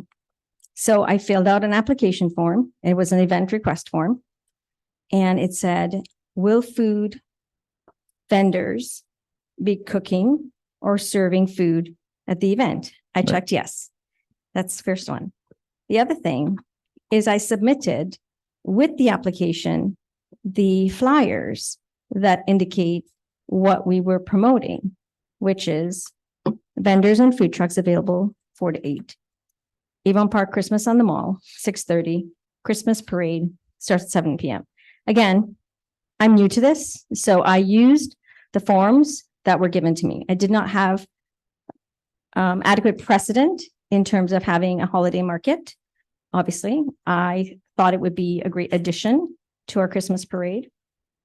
The Christmas parade is, I believe, decades long in this city. Yeah. And it is known to be one of the most looked forward to things, like Mr. Bernard said. And so I believe that people line up very early in the morning. It was my experience last year as a new resident in Avon Park that that's what occurred. So the road closure, I apologize, was not known to me, because the second form that I filled out, which is temporary closing of State Road, the question asks the date of your event, the event title, the start time, and the end time. Nowhere on the form does it say what time do you require the road to be closed. Again, I went on what I understood was precedent. That is, this is a 40-year-old tradition. The roads are closed for one of the largest and longest and most looked forward to events in Avon Park. If that is a shortcoming on my part, I completely accept that. But I filled out the form according to what was asked of me. I filled out a map. I drew the route that I felt was indicated for the parade. I also indicated with little X's on the sheet where the vendors would be. At our meeting, I understand that there were some concerns about the vendors being in the cross streets, and I was advised to secure private lots, which I did. I have 3 private owners of private property on Avon Park Main Street that have agreed to have food trucks and vendors on their property for the Christmas parade. Now, how that affects road closures and cones and all of that, we do need to, work with the city on that. And I obviously want to always work with the city because I appreciate, all that they do. However, I believe it is a form issue. And my suggestion would be that the form be adjusted so that the needs of the city as required by the event planners are listed so that we could fill it out appropriately. Yeah, I mean, I wouldn't take it personal. I don't think that This is my second time I'm here, and I never even asked for $4,500, which I understand is in the budget. I'm thinking I should be asking for that $4,500. Okay. Yeah, so I mean, you do understand that we have to go off of what was discussed last time. you know. And I've gone through the minutes and the minutes indicate that I did ask for vendors and I Yeah, did but you indicate. asked for 10 to 14 and now you're saying you want 40 to 50. You see there's a big difference there. No, You're looking at time. no. You're starting it earlier than what we discussed. The- It's not a big deal unless you make it a big deal. You understand? I'm not making a big deal. All I'm saying is I filled out the form according to what was advised. I submitted my promotional material as advised. And on that promotional material, it is on there. I would love to suggest, if it's possible, that this is great for Avon Park to have a holiday market. We've not had that before. Sebring actually has to have theirs on 2 nights. They have their parade on the Friday night and they have a holiday market on the Saturday because it is so looked forward to and such a really wonderful experience for consumers to come downtown. And, you know, as we've said before, in order to get people downtown, they have to have something to do. There's don't nothing to think do. Anybody is saying that it isn't a great thing. I think everybody wants it.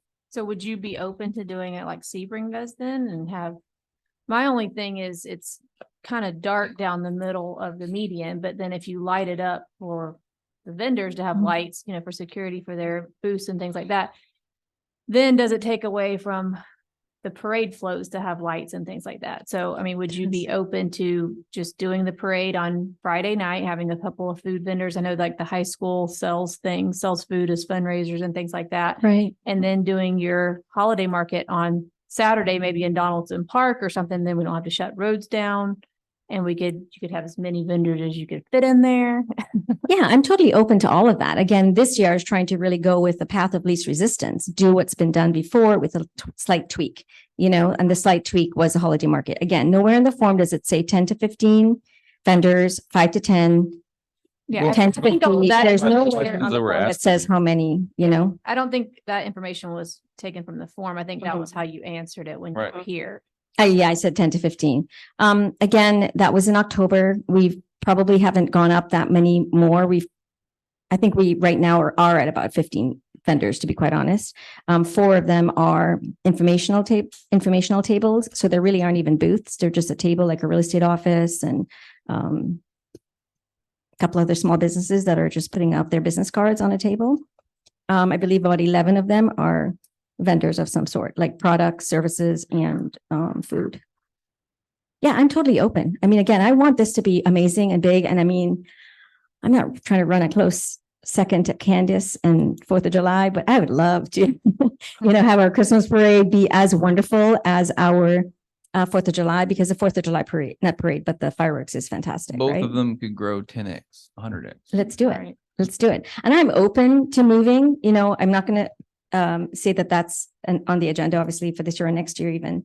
But in the future, I'd love to see our parade move to December. I'd love to see it move. I know I said it out loud, didn't I, on record? Yeah, don't say that anymore. Because if you spark the parade to December, Yeah. then you have to fight for Sebring because they always have theirs the first weekend in December. Correct. I won't Lake be Placid fighting. is the Mm-mm. second week in December, Correct. so. Yeah. What other time Yeah. is there? December, Sunday. Then you get It would be Christmas Sunday. parties and then everybody's busy. Yeah.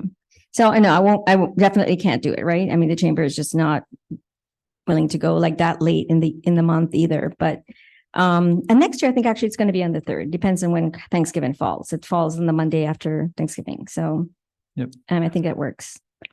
So we just have some corrections to make. Now, Sure. the question on, you said that you had several private lots. Correct. So are they going to be housing everything above 15 or how do you plan on doing it now? Yeah, we were just going to distribute them on the 3 lots. I mean, are they adjacent to where you're already planning on having everything or?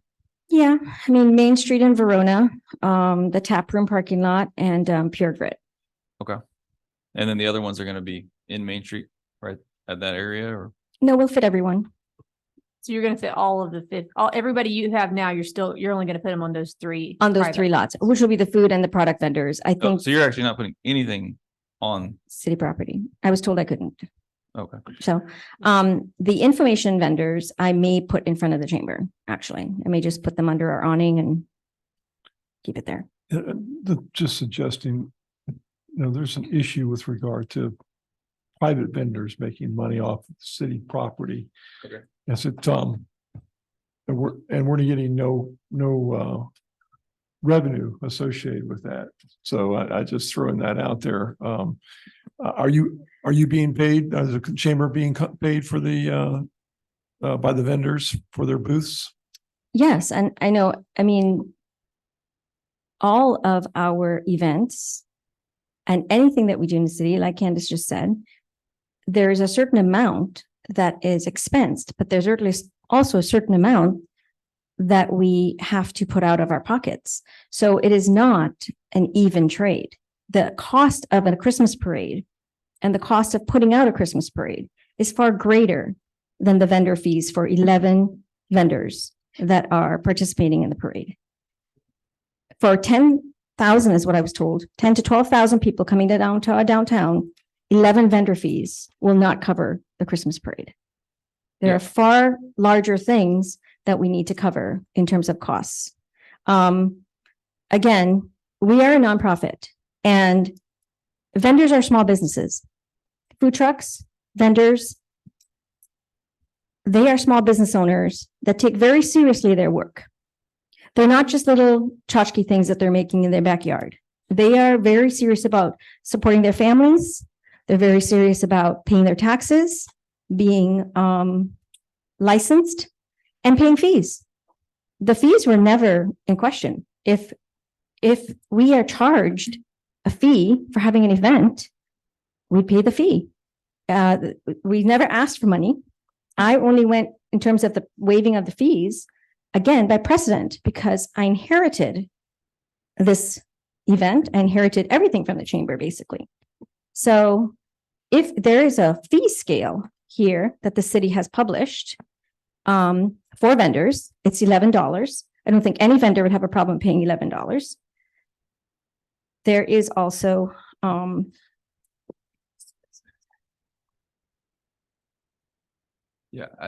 I think we get it. I have a question for Jerry. there are also lunch stands, $22. Yeah. So Jerry, Ice cream vendor, $11. got it. Fruit and vegetable stands, $11. Okay. So, I Get mean, it. there is a fee associated by the city for these particular items. Jerry, did you say that we cannot have vendors on city property if we're No, not? didn't say getting a that. fee? I'm just simply saying that's a consideration you take into account. Florida Auditor General basically says that, that if you can't make donations we should not make the donations under the Constitution to anybody. It's not a nonprofit, a 501c3 nonprofit or better. Mhm. So would the closing down the roads and things like that be considered a donation, basically? No, but allowing vendors to make money off. In the past, you have not let people make money off your lake and, your lakes and. Well, not off of, the Christmas parade per se, but like the Blueberry Festival does Springapalooza. quite a bit. Day. Springapalooza is quite a bit. That's kind of the whole point of Springapalooza is It's that a fundraiser and the Blueberry Festival, I'm the chair for the Blueberry Festival, we're as we're talking hearing. strictly about the vendors making money here. They make money. It's $8,000 in profit. We're trying to get to the bottom of this. Just let us get there. So, yeah, it's not a problem as long as a 501c3 is getting the benefit of it. Okay. But if you're going to have 501c3s just show up and say, okay, we're a 501c3, now we're going to have this big event Mhm. so these people can make money, that becomes more of a problem. Okay, But- so if the but- vendor's not paying a fee to the event holder that is a 501c3, that would be an issue at that point. No, I think that would be okay. If it's Okay. a 501c3. And just it's something you need to watch, with regard to the flow through aspect of it, where somebody, that somebody wants to have a big food fair. And so they, rather than having the food fair make money, a normal basis, they get a 501c3 involved in it, and then it happens. Okay, Of so course. there is no issue there. Yeah, but just simply saying from your perspective, you might want to look at it, but if in fact it's paying for the event that you want anyway, I think you're okay. Yeah. I have a question that concerning that, I know in the past, but in the future, could we hold an event on the mall area if we got pre-approval? Because I know we've had vendors before that have lined up on the mall area and closed down the street and have people walking up and down. And in the future, that may be the way to go to have it on the weekend before the Christmas parade, and people could come out on the weekend and you could line up your 50 or 60 vendors to sell all their wares and goods and food and so on and so forth. I think that would probably be the better way to go because, we've done it in the past where basically you got them, even some, like you said, people with tables would be on sidewalks. Yeah. Or have little miniature, the little 10 by 10 tents. And I think that's probably the way to go. I think that trying to expand too fast, too late is, I think it's admirable, but I think that we have to scale it down to what was originally designed. But I think we need to look forward because I know that you work very hard and I know you put a lot of effort. I see your face all over Facebook at every event there is around, and I appreciate everything that you do for the city of Avon Park. But I think that at this time, maybe that would be the way to go in future plans for any other events, is to see if we couldn't get the authorization to do it on the mall, and that way you can line up. Because you can't have them lined up now, even if you got approval with everybody having their seats out there early in the morning. So Yeah. I think it's a great idea. I just think maybe that not this year. Well, I'm not looking to do it on the mall because that's where the spectators are. Yeah. So even if, whether it's this year, next year, 5 years from now, I think the mall is crowded with a lot of spectators putting their chairs up. So I don't know and that's where all the Christmas decorations On a are. different day, That's what I think would be good. too. Right. Yeah. If you could manage to put it on a Saturday, then that solves all issues and you have an all day event. So why couldn't we put it down, the road next to the depot? Like you're talking about All the museum. vendors, like where we do the Fusion Fest, I guess. Have all the vendors set up down that way. Then we wouldn't have to worry about road closures because, Well, Museum Avenue, though, is her exit for the parade. oh, that's right. Yeah, I mean, there's several options that are off Main Street, Donaldson Park's a good one. Mhm. Museum Avenue can be one. Yeah. I know any one of the other side streets can be one, so. It just may be a better bang for your vendor's buck to come out on a Saturday and spend, like 6 hours all morning after our snowbirds come back down and all that kind of stuff. maybe That's on a why separate moving the day. parade to a weekend's a good idea. I'm just throwing that out there. Yeah, we don't have a weekend available. So that's the challenge. It would only have to be a Sunday and, making it to a 2-day event, again, requires a lot of funds. It requires a lot of manpower that the chamber currently does not have. Is there a question in the back there? You'd have to come up here if you want to do that. Just give your name and address for the record, please.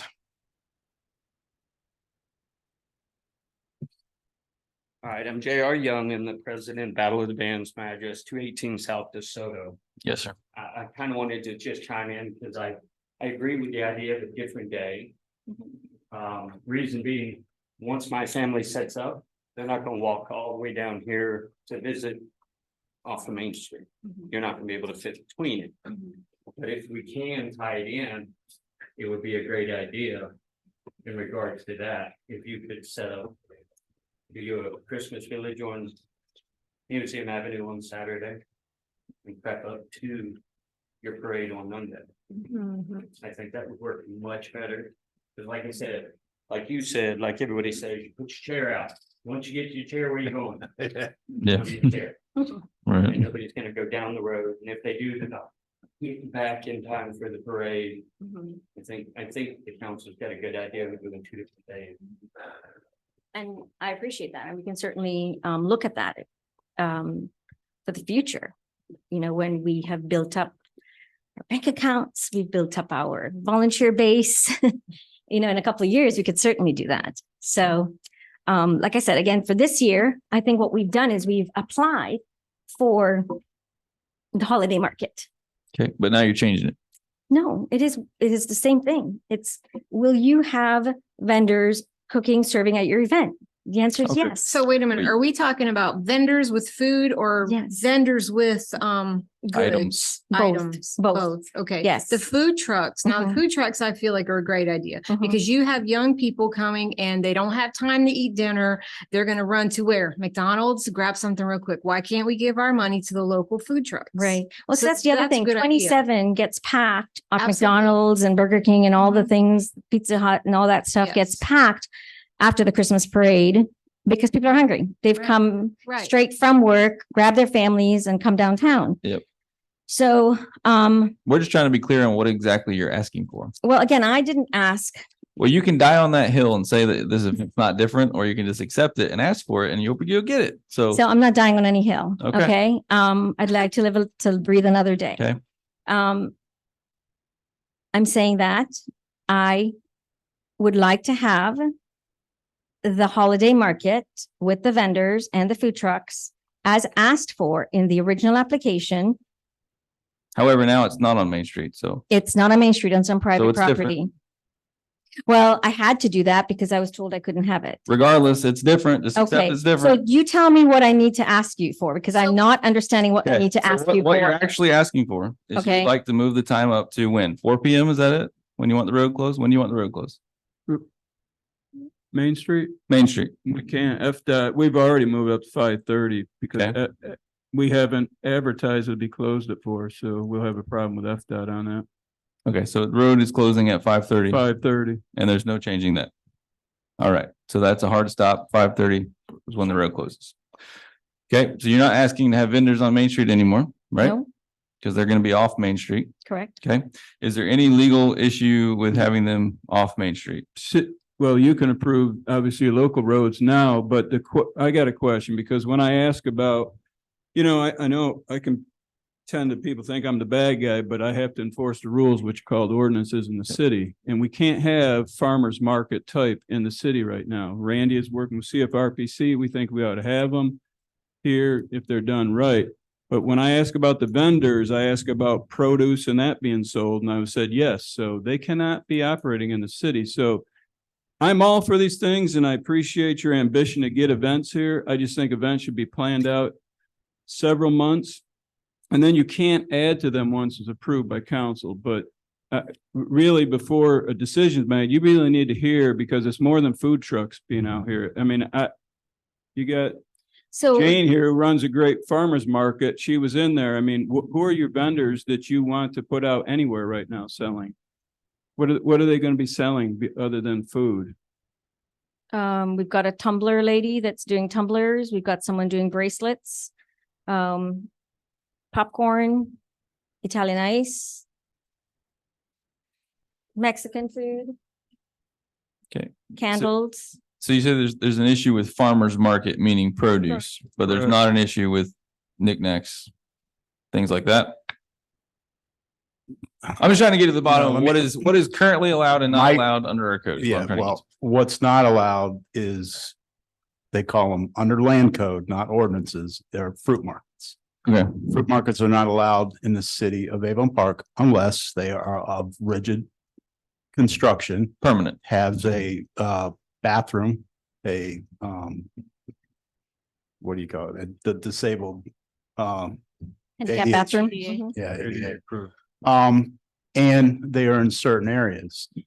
I believe that was that land code was, so we don't have one of these on every corner of the city at every different location. Is that fair to the bricks and mortars that pay fire assessments, that pay a large utility bill each month for water? I don't know. That's questions that have to be answered. Yeah. If you want to allow this, just change the code. Well, you're talking about on an ongoing basis. Yeah, No. there's nothing, well, the land code doesn't say they're okay during special events. It flat says they're not allowed in the city, I period. see. So you would have to first change that. Second of all, again, pro food truck, where are they gonna be at? They have to stay at least 200 feet away from an existing restaurant or somebody that sells food. I don't know where this location is, where these food trucks are going, but are you willing to violate your own ordinance and land code to allow it? And if Okay. so, then you need, you're setting yourself up. I'm just asking what is currently allowed and what is not allowed. Yeah, So it almost sounds like we need to revisit our ordinances. exactly. Sure. Yes. Yeah, I think part of the issue is just the timeline. How there was an event a couple years ago where a local farmer brought his little little thing hooked up to his truck and sold produce on Main Street. Well, the Blueberry Festival sells blueberries, so. No, well, yeah. No, that this was a too, but produce it- stand. Blueberry, if you allow it during special events or these type of events, I mean, that's an easy fix Yeah. to code. No, and I think during special events is totally fine. I don't think anybody's wanting to sign up to have ongoing farmers markets in random spots around Avon Park unless I've- it is a permanent I've establishment. heard that rumor. I don't know if that's true, but that's just something to consider. But again, the land, the current, where's this lot where these food trucks are She's gonna talking be? about right next to Tap Room Bar and Grill and Yeah, then. well, you got across the street, you have a Mexican store that sells food on Central. Is that within 200 feet? I don't know. You got yeah, it's 18 East farther away that's, than I believe, further than 200 feet, but 200 feet's the magic rule. If you Yeah. stay without that and you stay within a commercial district, which the main street is C4, then you're allowed to do it. Okay. But if you violate the 200, then you're allowing, I mean, I'm not going to be there to cite people, but Right. bottom line is it's a simple fix to the code, in my opinion, to allow it to Yeah. happen. And I've read and underlined and highlighted all the different sections to make sure I am compliant. So I'm trying to be compliant with what is within the city code and the city ordinances. I don't want to break the rules. Not Okay. trying to. Again, it's a special event. The parade is a special event. Yeah, the issue is that you didn't apply for a special event that was off of Main Street. I'm not going to die on the hill, but it. Well, the that's the form reality of it. filled out clearly said That's this the reality. land request form. Right, And but it they're no is a longer on Main parade. Street. She's not wrong with the application either.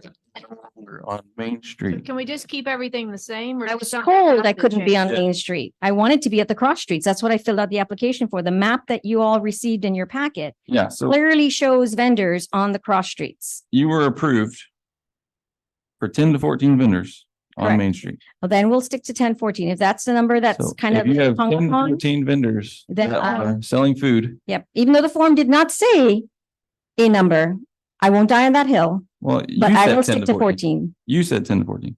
I said 1014 because it was a month ago. Who cares why you said it? You said it. Okay, That's the point. at the end of the day, Okay. the form does not limit how many vendors I can have. Blueberry Festival is going to have 100. Right, but for safety reasons, though, I mean, if the road's not gonna be shut down and you have Yeah, 40 to 50 vendors and you got Right. people. Well, I people thought it was coming gonna be home shut from down. work Yep, At 5 I o'clock agree. and then you got them, I just don't think it's safe, but it could be an 100%. amazing thing if we have it on a separate day and have Yeah. a Christmas Sure. market. They have them all over the place. yeah. And it would be safe and daylight and people, I Mhm. highly doubt they're gonna carry all their chairs and have arms full of produce Goodies, yeah, and bracelets and things like that, because they're not gonna be able to carry it all. right. So I Right. feel like it'd be more worth it for the vendors to have a 6-hour day versus a, little small 2-hour window. Again, manpower, right? Well, That's and then really you the can also challenge. work with, I mean, I know Thankful Hearts does a little mini market Correct, in we're there. doing A lot that. of the Mhm. different, permanent establishments along Main Street may be open to allowing extra vendors to come in just to get, I know a lot of people on parade night go to Little Italy and eat Yeah. before the parade. So this is kind of like an opportunity for those Main Street businesses to get additional business themselves. Mhm. Yeah, actually, I like that idea. I think that, because we are doing a little pop-up with Thankful Heart Nutrition as well, inside a brick and mortar building, to have a pop-up market. Mhm. And that might be a solution where instead of having it on Main Street or on the private lot, maybe we can't move food trucks obviously into a brick and mortar, but maybe all of the product vendors, we can certainly move into a private location. And then would the food trucks be okay on a private lot? I don't have a As long as problem they're- with that yeah, as long as myself. Yeah, if it's in a 200 special feet event that away was and all asked for, yeah. Yeah. As long as it meets the ordinance. Right. The point is, there's just not enough time.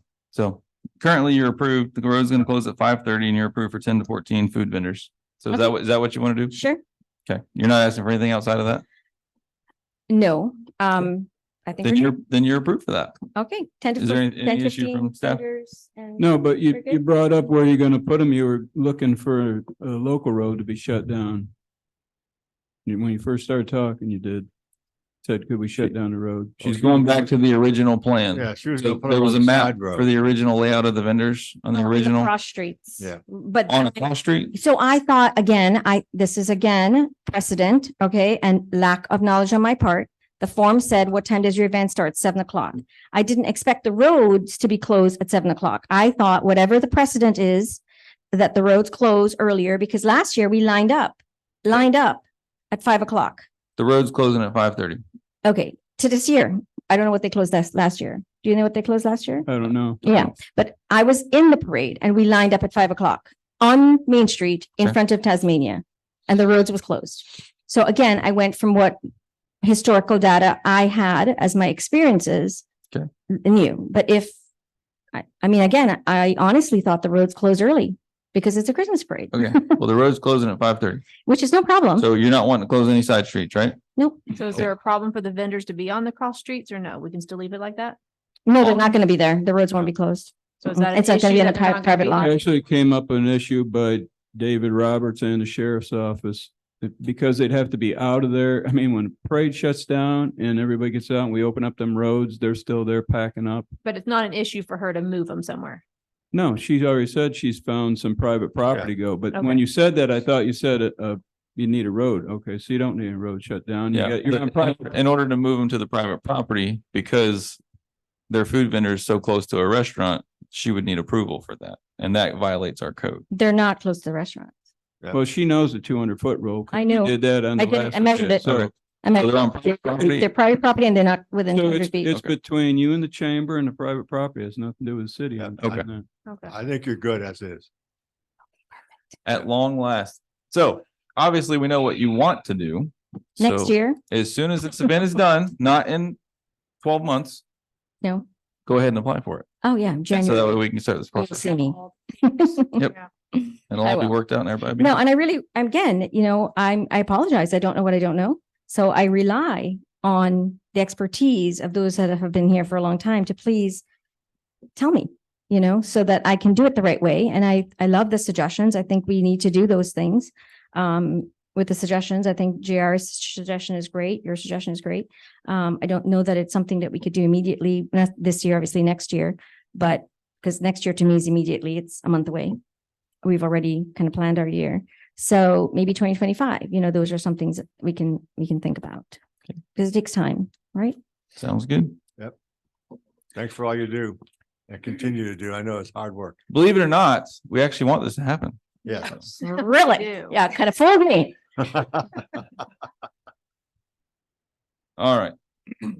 Item number 12, we got Central States Water Resources Agreement. Yes, so the city of Avon Park purchased Sebring Ridge Utilities water system in August of 2004. And we had an agreement with them to provide meter reads and cut on services so that they could bill for sewer services. Central States Water Resources purchased the Sebring Ridge Utilities and is requesting a similar agreement. And Jerry has approved the agreement. Okay. Jerry, any further comments? in the No. agreement? No, I think that summarizes pretty well. There's not uncommon when one utility has water and the other one has sewer, because you can't meter sewer residential. Right. Any questions for Jerry on this? Nope. Seeing none, do we have a motion? I'll make a motion that we approve D12, the Central States Water Resources Agreement. Okay, we have a motion. Do we have a second? Second. We have a motion and a second. Let's call for questions. Seeing none, please call the roll. Councilmember McGuire, Yes. Councilmember McCure, Yes. Councilmember Taylor, Yes. Deputy Mayor Bernard, Yes. Mayor Anderson, Yes. motion passes. Item number 13, Amendment 2 to the CDBG MIT IO 122 Fire Station Hardening Grant. So this is the second amendment to this agreement. The first amendment was just consumer complaints. The second amendment is really just wordsmithing. It replaces, Florida Department of Economic Opportunity is now Florida Department of Commerce. So it replaces all that wording, changes some employment eligibility, verification language, and changes some attachments. Okay. Any questions on this? Seeing none, is there a motion? I'll make a motion that we approve D13 Amendment 2 to the CDBG MIT IO 122 Fire Station Hardening Agreement. All right, we have a motion. Do we have a second? Second, please. We have a motion and a second. Last call for questions. Seeing none, we'll call a roll. Councilmember McGuire, Yes. Councilmember McCure, Yes. Councilmember Taylor, Yes. Deputy Mayor Bernard, Yes. Mayor Anderson, Yes. motion passes. Thank you. Item number 14, we have an increased fiscal year 23-24 general fund budget, adding special events line item. So this was discussed at the October 23rd meeting, and I just need direction as to how much you guys think we Okay. should put in the So budget. we're currently budgeted at 12,000, is it? Correct. Well, the 12,000 is the donation. This would probably be a different line item for the waiver of the fees. It would be increasing your budget that you just approved. Okay. Did we ever get an idea of how much each event is kind of costing? So the 4th of July event, I attached an invoice in there to make it to that. $675. Okay, and that's probably a larger event. Yeah, well, plus that's a holiday, so it's double time and a half. Okay, so a small event, maybe half that? I think it was about $475 to shut down the 5Ks. Okay, so Depends between on how many employees are needed and for how long. between 450 and 700, we'll say. Mhm. And we generally have an event, what would you say, 20 a year maybe?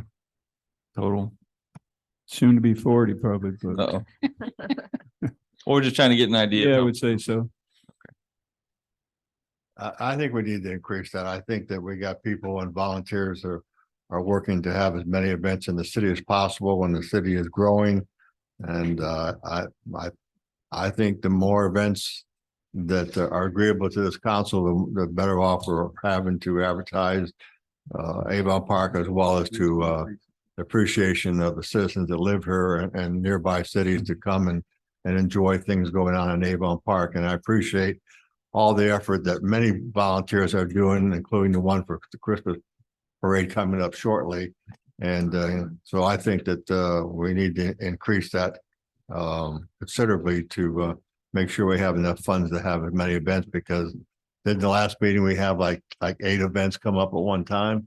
I mean, and I think that's probably part of the reason why the fireworks came up now, is I wanted to make sure that if we ran out of funds, that they got, there are certain things done early. So I think that's one of the incentives we talked about having too, is if you want to have an event, you need to put it in early, so that make sure you don't wait till the last minute, and then if you run out of money by that time. But I think we need to increase it, maybe even twofold. So to be clear, we're talking specifically about donating the money to close down the roads and right, to waive the fees. The waiver for the overtime of the city employees. Okay. So if you had 20 events at an average between 450 and 700, that comes up to 11,500, just so everybody's aware. So Who's would that what's- include, like, because if we waive the park fees, Mm-hmm. are we including that on the invoices? Or are we just saying that didn't cost us anything, it's a wash? I was asking Melody something on the budget. Could you, I missed the first part. Yeah, so as far as like the 450 to 700 mark, is that actual hard cost that we have to pay out for these That's different their- things? Or is that part also including waiving fees for like renting Donaldson Park or the community center? or No, things like that? That along, that what we got there is the events that they're, yes, we would include that if it's like, say, what the park, I think it's $25 for a pavilion. Is the only rent we have there, but the community center would be the one like $300. But these other ones are that we show, or she spoke of today, don't involve that. That's just actual, but yeah, overtime or double Labor time. cost only is what that currently is for. What is our 450 to 700. finance That would, director? that's just for the labor cost. Miss Melody, what do you think about, you're the finance director, about how much funds we should have to, or events we could go? I think it depends on how many events you guys want, you know? I mean, it's a good idea to allow people to come and have events here, but you guys have to realize that there is a cost to the city for that.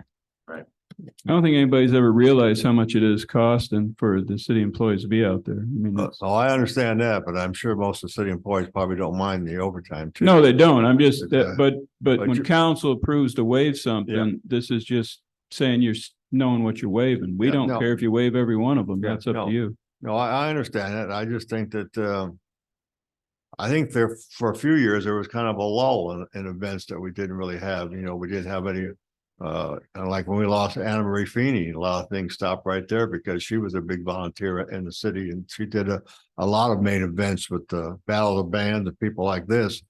And we used to have, Oktoberfest. There was a lot of things we used to have. And now that we got some people as well as Common, the Chamber, and some other groups of people that are willing to have some events, I think that they'll speak for themselves. They'll either have an event and it'll actually come out as a great time and great experience, and they'll want to do it every year, or maybe it'll be an event that just doesn't seem to go well and they won't come back the following year. But I think we need to, I'd be willing to at least extend it to 15,000. And then, it doesn't mean we have to spend it all, but at least we got it there. We get it on the record. Like we said, we already talked at the last meeting, let people know if you want to have an event, you want to have a street blocked off, you need to get it in early. Because if we run out, then that'll be a different story. Yeah, I wouldn't go, so keep in mind, this is not the first, this is not part of that 12,000. This is just for the waiver of the closing the roads and Okay, overtime stuff I'm like sorry. that. So I think what you're probably trying to do there is add money to the 12,000 as well as have some available for this. Yes, Is that's that- what I'm trying to do, but you're Because right. generally the donation portion would be larger than what we're spending on closing the roads. Yeah, you're right. You're right. I agree. So under that, I mean, is anyone opposed to increasing the 12 to 15 and making this maybe 10? That sounds good to me. That's actually what I was thinking. Okay. Well, there you go. Anyone opposed to that? No. Okay. All right. Does anyone have a motion? I'll make a motion to approve $10,000 in the budget for the overtime costs, labor costs of closing the roads and having events, as well as increase the 12,000 in donations to 15,000 for special events. I'll second that. All right, we have a second. Last call for questions. Anything from staff? Good. Okay. All right, we'll call the roll. Councilmember McGuire, Yes. Councilmember McCure, Yes. Councilmember Taylor, Yes. Deputy Mayor Bernard. Yes, Mayor Anderson, Yes. motion passes. And hopefully, like I say, as the events continue to grow and get prolific, we will have the ability to then focus on the events that you really want to promote versus the ones that you don't necessarily want to promote. So there'll be more of a battle. So we're gonna have to kind of get some criteria down as far as which ones. Absolutely. We And approve that's it. another thing too, is that, we have certain events that everybody already knows we're going to have, and there may be a handful. So we could go ahead and make those line items in the budget every year as Which instead of having kind to of come goes back. along Yeah, with what that's a good Pamela idea. was I saying like as that far as idea. earmarking these different events. I Right. remember Yep. she was. Like asking nobody's Jerry gonna mess about with the parade. Nobody's gonna mess with having 4th of July. There's a few staple things it. Right. that everybody can agree on and let the newbies fight it out for the rest. Like, let's But you let's make a note of that for our next budget to make some line items, But just like we did with the Christmas stuff. But I I- think it also says at some point we need to revisit our ordinances also yeah, you're talking about of course. before we start to get all these events to come in. Yes, we need to. That's why Kamala's gonna be coming back to us in about 3 weeks? But She'll be here later Gonna be here in tonight. 3 minutes. Okay. I would really encourage that you set some criteria that as to what you're going to do for special events, because at some point you're going to get a request for a special event that you really don't particularly want to have, Right. and then you're going to have a problem. Okay. Well, any ideas as to how to write that up? Maybe we can discuss it later. Okay. All right. So we'll bring that up at a future meeting. Okay. With Jerry's guidance, we had a question out there. Just give your name and address for the record, please. Okay, so my name is Jane Benham. My residence is 605 South Egret Street, Sebring, Florida. I just want to put a little bit of outside perspective. there's a lot going on in the meetings right now, and it sounds a lot about special events. So I own 3 businesses in Highlands County, and I'm a member of both of the chambers in Sebring and Avon Park. Okay. And I want to stress, one, the importance of them. I've been doing a lot of research, checking through the ordinances. I worked at the sheriff's office, law enforcement, 6 years. 2 of those years were ACA audits, and 4 of those years were on policy review for the sheriff's office.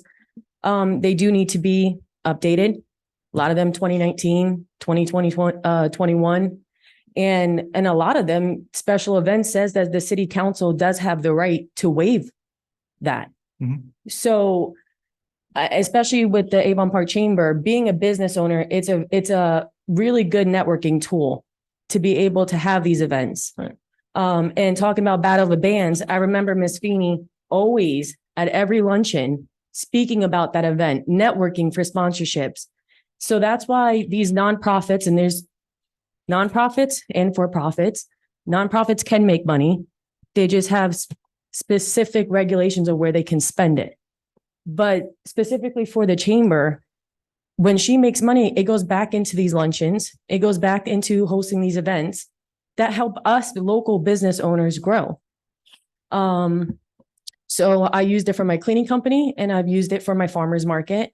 And that's another thing. I mean, most of us do it correctly. We are small business owners. There's a lot of business owners that start off vending at markets and then build up to a brick and mortar. Everyone has a start somewhere. It's not trinkets and knickknacks. And even if it was, it's still time. It's still man hours. It's still, we have to register through the Florida Department on Sunbiz. We pay our taxes. If you require it in the city, we have no problem paying for it. But I just wish, and vendors, you can articulate it how you want. A vendor is a vendor, whether it's food truck, whether it's produce, whether it's clothes. And I just want them to be respected like small business owners because they pay the same thing. And that small business owner vendor selling trinkets or knickknacks may be a brick and mortar on Main Street. So I guess it's just, and I think you see a lot of events. I've only been in Highlands County for about 8 years, but you see Lake Placid and you see Sebring doing these awesome events, and you don't really have that yet. And I think they see someone trying to do those things and everyone's flocking. They're so excited to have it here in Avon Park. I'll be the first to tell you, I haven't dabbled a lot in Avon Park, but now that I own 2 businesses in it, I have done a lot more research, and there's no reason why it's not as great as the other towns. You have the history, you have the beautiful buildings, you have that nostalgic feeling. So I think that everyone just wants Avon Park to be just as great as the other cities. And as far as the ordinances and things like that, if it could be changed, that'd be great, because if you have ordinances restricting growth, I don't understand. So I just wanted a perspective from a member of the chamber and a business owner. And I think why you're seeing a lot of these 20 events now turning into 40 is because everyone's just really excited to have them. So that's all I just wanted to say. And I'm happy to be a part of Avon Park. I would thank you for your comment, and I would also encourage you that if you can identify any changes to any of those ordinances, please send them to city staff. I will. So, all right.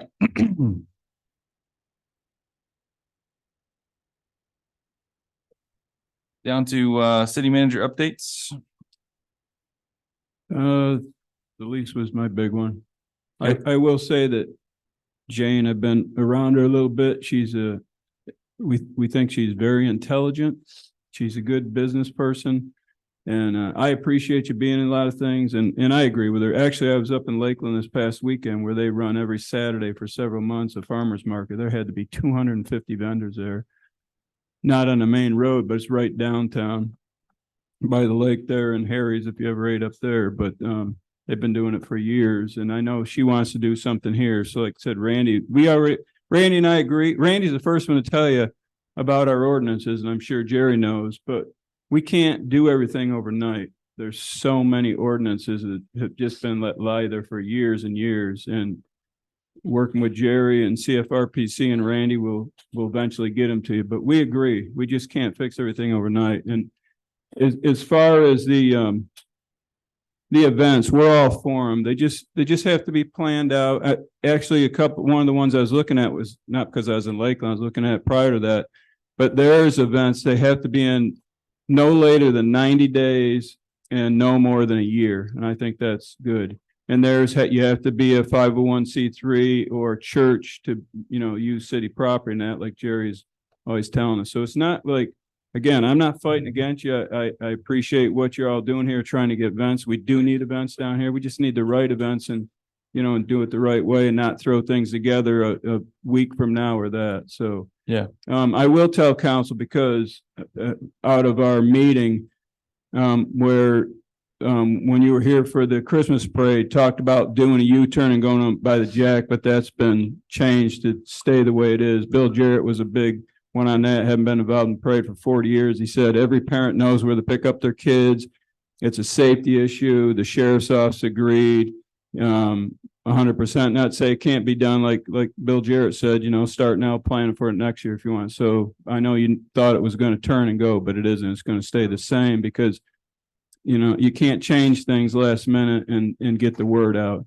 And I know Kamala's new and she's still learning. So I think she did learn a lot from the meeting. There's a lot of people that have been here, not including myself, but Bill and those that have been doing it for a long time and know what works and why we're doing it. So, but again, I appreciate what they're doing, especially Jane and her coming up with things, and Randy's nodding his head. He knows too. So you have a lot of.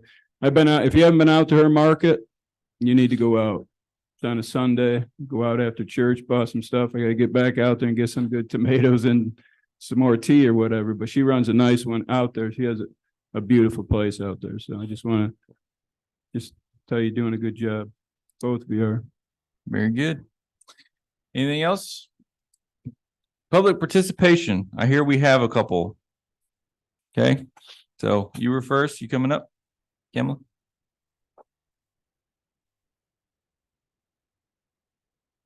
Once again, for the record. I guess private citizen. I don't know if that's allowed, but anyway, Kamala Long, 2486 South Lake Ladder Drive, Avon Park. So I just want to say that there aren't a lot of options in Avon Park at the moment for food, to go out to eat. There are really just like 2 or 3 places. You're going to build another one? So this is what I'm proposing. Okay.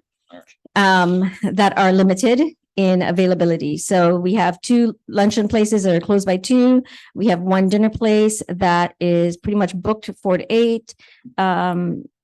And 1 that is of a specific type of menu. So there aren't a lot of options. So I'd like to suggest that maybe for an interim period, for a short-term period, that we do allow food trucks and food vendors in our city, not to detract from any brick and mortar, because there aren't any. They're empty spaces, empty buildings.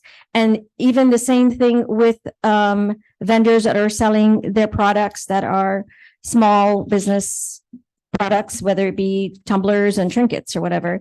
Those are businesses, and there aren't gift shops. If I wanted to go buy a gift, put a gift together, I would have to go to Walmart because I don't have a nice little gift shop downtown Avon Park. So I would like to suggest that perhaps for a temporary period of time, until we have built up the brick and mortar spaces, that perhaps it's an opportunity for us to bring consumers downtown, bring consumers to the few businesses that are open, and just revisit it. If it becomes a situation where it's close to restaurants or it's close to a gift shop that opens up on Main Street, but we just don't have those right now. We have empty buildings. Okay. That's what I'd like to say. Obviously it's a very wide subject there. So, is there any thought as to specific areas or? Yeah, I think that the tap room would like to have a food truck on a Friday night. I think on Verona and Main, we'd love to have a food truck regularly on a Friday night, a couple of vendors there, have like a little backyard sort of ambiance, and continue doing that, whether it's once a month or every Friday, whatever is allowed. We'd like to at least try it and see how it goes. On private property, public property? It'd be private property, but I mean, again, it's where we don't have to come before city council all the time to ask for permission to have a food truck or permission to have, again, and I'm going to bring up the alcohol part. Again, the ordinances that were mentioned earlier and the events that were mentioned earlier, I looked at a lot of Annie Feeney's events. They had alcohol. The Rotary Club had a beer tent at her events. The fire department had a beer tent at the events, Oktoberfest, so it's not to get just inebriated. It's basically just appealing to a different demographic of people, a different crowd of people, and managing it within reason. So again, having the opportunity to have, whether it's a beer truck or a food truck or a food vendor, couple 2, 3 on a Friday night in a specific location. So what you're requesting, I mean, all those things are obviously possible now. What you're requesting is an ongoing basis without council approval, basically. Well, I'd like to see that perhaps, and have a time frame of when those city ordinances can be changed. Is it going to be changed this year, next year, 2 years from now? I don't think anybody's going to change it to where you can just do whatever the heck you want when you want to do it. So it has to be very specific. And the reason why is because you don't want to have a food truck that is competing with 18 East that spent $500,000 doing their restaurant or Little Italy, so there has to be equal. Correct. And it has to be very specific, as Jerry will undoubtedly go through a whole laundry list of things. So that is the issue, is trying to write something that is both free and restrictive, that it actually works. Within parameters, Right. like maybe 2 or 3 on a Friday night or Thursday night, or a specific time frame, maybe 6 to 8 or 6 to 9 or something like that. Parameters are okay. Boundaries are okay. Okay, well, I just think that That's my recommendation. without actually having an event that proves to be, successful in that whatever way that you're trying to go to, it's probably going to be very difficult to just come up with something. Well, we had the food truck rally and it was very successful. Right. Have one every 3 months. Can I have it every month? Well, that's what you get to, is what I'm saying. Okay. So you start out by doing that. You start out by requesting those things in specific areas that you want to see. And if it's successful, then who's going to balk at it? But if it's not successful, then you would know before it gets too far. Right. But then is that going to be those little events, like a private citizen requesting a little event? Yeah. All the time, as opposed to Yes. going forward with the bigger events? It could be a little event, could be a big event. Doesn't matter. You still have to request it. Which is fine. I just thought the city wanted to see more big events and less smaller events. No, what you're requesting is you want the city to not have any say-so in having food trucks wherever they want to be. And I'm telling you that That's what I'm saying. I'm asking for ordinances to be changed so that it allows it for a period of time. I'm not saying willy-nilly. I'm not saying without rules. I'm not And saying I'm without- asking you for suggestions as to what should it be? What should it be? Yeah. So it can be every Friday night. The tap room can have a food truck in her parking lot. Every Friday night. You can't say that the tap room is going to have it. What I'm saying is if you want to change an ordinance that's open to everyone, because Okay. it can't just be the tap room, it can't be the Okay. chamber. You have to open it to everyone because it has to be Okay. fair. Mhm. So you can keep it as a special event and the tap room can ask for every Friday night or whatever the heck they want to. Okay. Or if you're talking about changing an ordinance, now it has to be something that can apply to everyone in a specific area or the whole town as a whole. We have to pick specific zonings that it has to be in and the time that it has to be in. So there's a lot more to it is what I'm telling you. Okay. So think about it and give us some suggestions as to what we can have, but to just say that Certainly. you want the tap room to have a food truck every Friday night. No, that was just an example I gave Okay. you. I'm not saying I want the tap room to have that. Okay. She didn't ask me. I'm not speaking on her behalf. I'm just Okay. giving you an example of a location that where there isn't food near her space, Right. and it would be nice. And obviously, if it's part of an ordinance, it wouldn't be on city property. It would have Correct. to be a special event. Correct. Otherwise, it'd be on private property entirely. Correct. So it's not that I'm not willing to go, and do the work. I'll do the work. If you would like the suggestions, we'll definitely Is bring anyone forth not some open to the suggestions. suggestions? I'm open to suggestions. Okay, Yeah. to bring it before? Okay, Let me call it, you kind of, again, I'm not the naysayer, but I'm just bringing up facts. There is a restaurant, I've been approached by the tap room. Okay. And the whole reason is you have I know they have the Puerto Rican flag out at the corner of Butler and Main Street. Mhm. There's a restaurant that is well within 200 feet. So anywhere on that property, unless you change the ordinance, that wouldn't under current ordinance be allowed. and it's only allowed to open until 9 o'clock. If you wanted to change the ordinance and say, hey, you can, that other place shuts down at 9 o'clock, which I think they do, or 8 o'clock, then maybe you can have a food truck at the tap room from 8 until midnight. I don't know, but that's the kind of thinking that needs to come forward. And that's kind of what I'm suggesting. It's like, can we find some parameters, some workarounds to just why we have empty buildings in Avon Park? If we had 5, 6 restaurants in Avon Park, this wouldn't even be a suggestion. What we're telling you is to look at those things Sure. and suggest them. We'll do. I actually think Thanks. some of those things would work. I know I've talked to some restaurant owners and they're not really afraid of competition.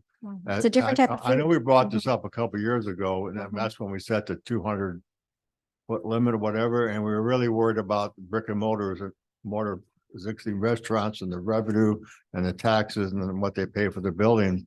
But I've talked to some owners since the last couple of years about it, and most of them aren't really worried about competition. I mean, when you think about it, if you look like on 27, what do you have? You got about 5 or 6 fast food restaurants right across from each other.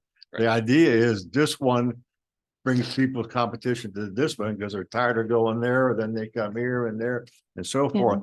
I think that she's right. I think we could look at some options where it would work. I know that some of the restaurants are closed by 9 o'clock, so something like the tap room, that doesn't matter to me, but if they could do business there and it's a private property, I think that's an option to look at.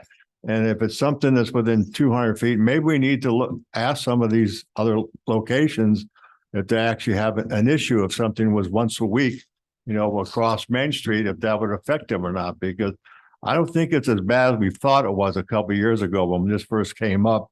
I know that, like I said, I've talked to quite a few owners. We don't have that many, but some of them, in fact, I remember at the one meeting we had Mr. Dutcher, he came here and he was at that meeting and he said he wasn't afraid of having competition. Even if he had a food truck over there, the next parking lot over, because people that go to these places, go to those places, period. They may on a different day go to option A, B, or C. And I don't think she's looking for something where we want permanent food trucks. But like you said, Mayor, a special event, once a month or something like that, I think it's worth looking at. There are a lot of small cities that start off with a food truck park or some type of an environment that's an enclosed area with options. And like Jane said, some of those places become brick and mortar at some point in time. So that was the only suggestion. Okay. Thank you. Okay. Yes, sir.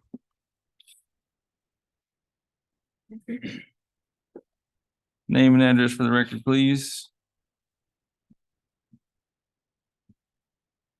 I'm J.R. Young, 218 South DeSoto, President, Battle of the Bands. This actually was my intent to come to this meeting for this very purpose. Okay. We had our event last Friday night, used the community center, beautiful, well-maintained, loved the condition, had a really good turnout. Just wanted to express our thanks and gratitudes to the city and the council people that allowed it to happen. Okay. All right. Absolutely. Like it. We're looking forward to doing more. We're trying to fill Annie's shoes. Can't do it. We're going to give it a heck of a try. So appreciate what y'all do for us. Appreciate what y'all do for our veterans. We were able to raise significant amount of funds. And I can tell you, since everybody loves to brag about Sebring and Lake Placid, our event Friday night scorched the one in Sebring on Sunday or Saturday. Their turnout was way lower than ours. We're not happy about that at all. I am because we are the city of charm and we do have a lot of people and we have a lot of people that they always say they don't have nothing to get out and do. The more we give them, the more they're going to get out and do. The more they get out and do, the more we know our neighbors. Yep. The more we know our neighbors, the safer our neighborhoods are. That's right. So again, thank you all. Thank you. Yeah, I can echo that. It was a great event. Yep. Had a lot of fun there. Barry had fun there too. Yep. So, and they had a good raffle. Turned out pretty good. All right. Anything else for the good of the city? There's one thing I'd like to bring up, and it's probably my fault. Uh-oh. At the budget meeting we had this year, when we approved this budget, we had a line item that I suggested we put in there for Christmas decorations. And the main reason I did that is because in the past couple of years, we had a few volunteers that spent their own money and go ahead and buying decorations and doing things, especially around the gazebo. And that was great. And I thought that, well, since that was a great event, we could do a lot more. And so that's why I wanted to have a line item so that the city could have some move or reason to expend more money to upgrade what we had. I talked to the city manager. He told me that they went out and bought a few $1,000s worth of items, mostly lights and that I appreciate. And with that being said, I say the city does a great job of going out there and preparing for Christmas as well as the parade and preparing everything. But I think we need to go a little bit bigger and better next year. And that's something that I will look forward to trying to see if we can't add some more money to that line item. But I was wondering if the amount of money we have left now was still good for this year's budget. If we had a group of volunteers that wanted to shop for items like the week of or week after Christmas, that they could buy something, a little bit more extravagant that we could spend their money on, unless somebody in staff thinks that they have the knowledge to go ahead and do stuff like this. I think it'd be a great idea, because to be honest with you, one of the first things that was on Main Street were these cows. And I know this there's a farmer rancher country, but I don't think the cows and Christmas go so well on the mall area. I really would like to see something more extravagant, something that I know in the past we went back and things cost several $1,000s for something extravagant. I understand all that, but I also know that originally we had those little flag signs on the lights, which I assume we'll get up this year.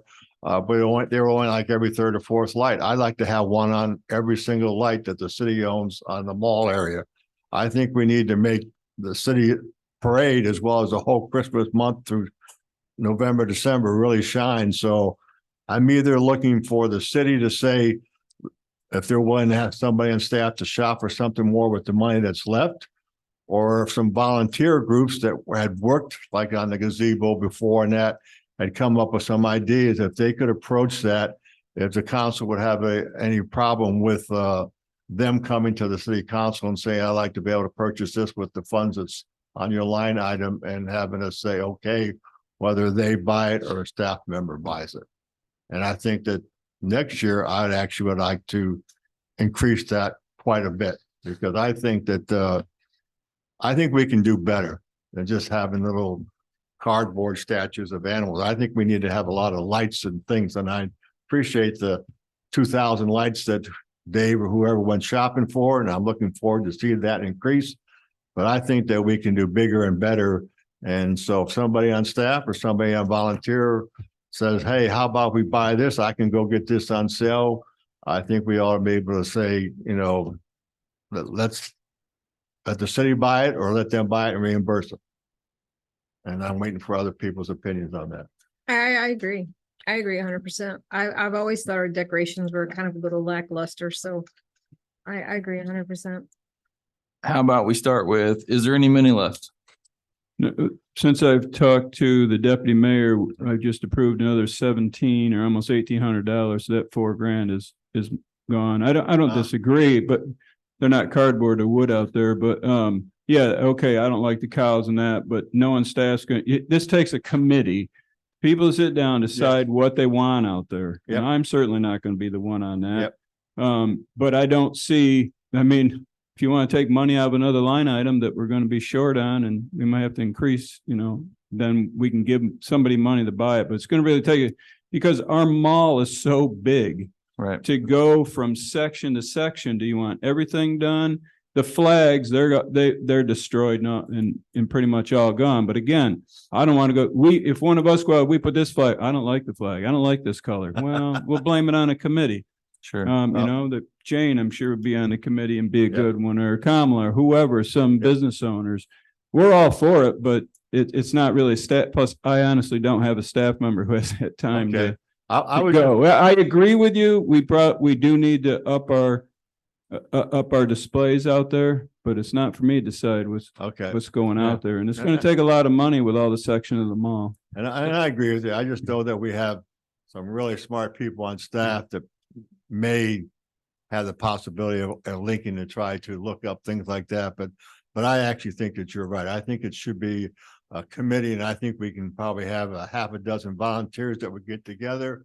And if they can come up with something that would be available for a really reduced price next month, we could look at it, or even for next year, come up, because I think when we looked at this before several years ago, there we got these magazine groups or things to order all these things, and there was like enormous amount of different decorations, and you know, there you want to go this way or that way. It was really a hard choice, and I think because members of the council are the same as members of the staff, we were kind of like afraid to pick certain things at the same time. Do we want to spend $5,000 on one lighted item, you know, or so on and so forth? So I think that I just wanted to put it out there and make it short that if we have a group of volunteers that especially have done this recently with the gazebo idea that want to get together and come up with a proposal to the city, I think that this council would look forward to it. So thank you. And I thanks for the city and what you've done so far. I'm looking forward to those extra lights. That's it. I'd be willing to sit on that committee if it was created. Okay, you're hired. So Jerry, why don't you explain the two different types of committees? You can have a civilian random person committee that decides on their own to put forward a suggestion, and that is a non-sunshine committee, right? And then you can have an actual sanctioned sunshine committee. Well, right. Well, you have two types of committees that you can form under the city. One is a purely fact-finding committee, okay, which would have come back with no recommendations, just simply say, this is what it costs for this is what it costs for that. Then somebody else can go out and buy it and make decisions as to what to buy. I think what the city manager is asking for is somebody's going to come back with recommendations as to what to buy, in which case it would be a Sunshine and Public Records Act committee. Okay. So would the council have to establish that, how many members and that sort of thing to that committee, or? You'd appoint them. Okay.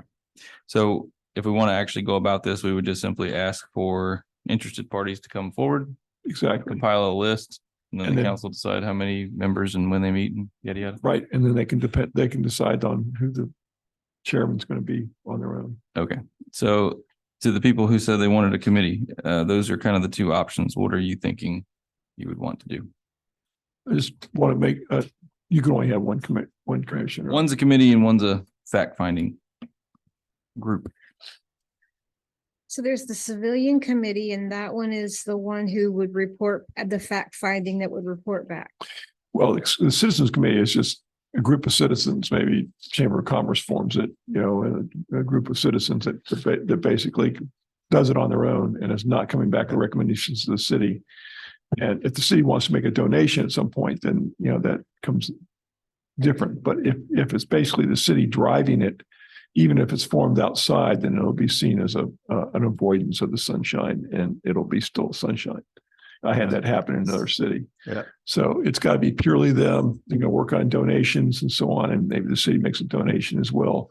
But that would be a different. But if you want the city to form it, and they come have recommendations where you make decisions, you spend the money, and it becomes city stuff, then in my opinion, you're going to have a Sunshine and Public Records Act committee that's going to come back with. Yeah.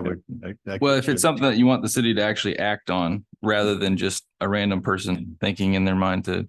So then I could, just for an example, join with Ms. Long, and we could make our own committee, right? You could, but if your intention is to bring it back to the city and for the city to actually act on it, Then I then could, but she could. no, Well, it wouldn't matter who it is. It's still That'd be sunshine at that point. That's what Jerry's getting to. Yeah, the Florida Sunshine Act, the Florida Supreme Court has said that any artifice or device to avoid the Sunshine Act will be considered Sunshine Act. So they will ignore the fact that you've avoided it. If it walks like a duck, quacks like a duck, they're going to consider it a duck. Right. So if your money's still coming from the city's still going to own the stuff. All those things, those are earmarks of the fact that the city is driving the car here. So I just don't think you can avoid it. But I think it's a good idea to form the committee. I just think that it's going to have to be one of those ones where you talk at meetings that are published. It's not is you still have to have notice, opportunity for people to see it and hear you making decisions and so on. But you don't have to have like 20 meetings or like that. It's just, have a couple of meetings and just make sure that the clerk notices them and the same way she does these meetings and P and Z board and things like that. And then any records you develop, or public records and, prices and things like that, those have to be kept and given to the clerk at the end. I don't mean to interrupt, but we've been receiving a lot of feedback from the Zoom meeting and comments. Heartland Helping Hands has offered to assist along with working with Heartland Cultural Alliance and the Historic Society. There's also a list of individual names who are willing to do it. And so I just wanted to let you know that was a Reader's Digest version. So in order to do it right, basically, we should just simply say tonight that we are interested in forming a committee. Anyone that wants to do it can put their name in, and then at our next meeting, we can form a committee. I agree. And that would be the cleanest way to do it. And there would be no problem use that line item money for that. Not if you do it that way. No, Okay, no problem. okay. All right. Okay. Which All is- right, so but does the council- somebody needs to give them direction when they're formed, that they have to follow the Sunshine Act. They We can't- would have to establish all that at our next meeting in December. Okay. So, all right. So is the council all in favor of having this committee? Aye. All right. Everybody seems to be in favor. So we're putting it out there publicly now that if you want to be on the Christmas decoration committee, put your name in for our next meeting in December so that we can select the members of that committee and establish when they meet and what their guidelines are. So, anything else for the good of the city?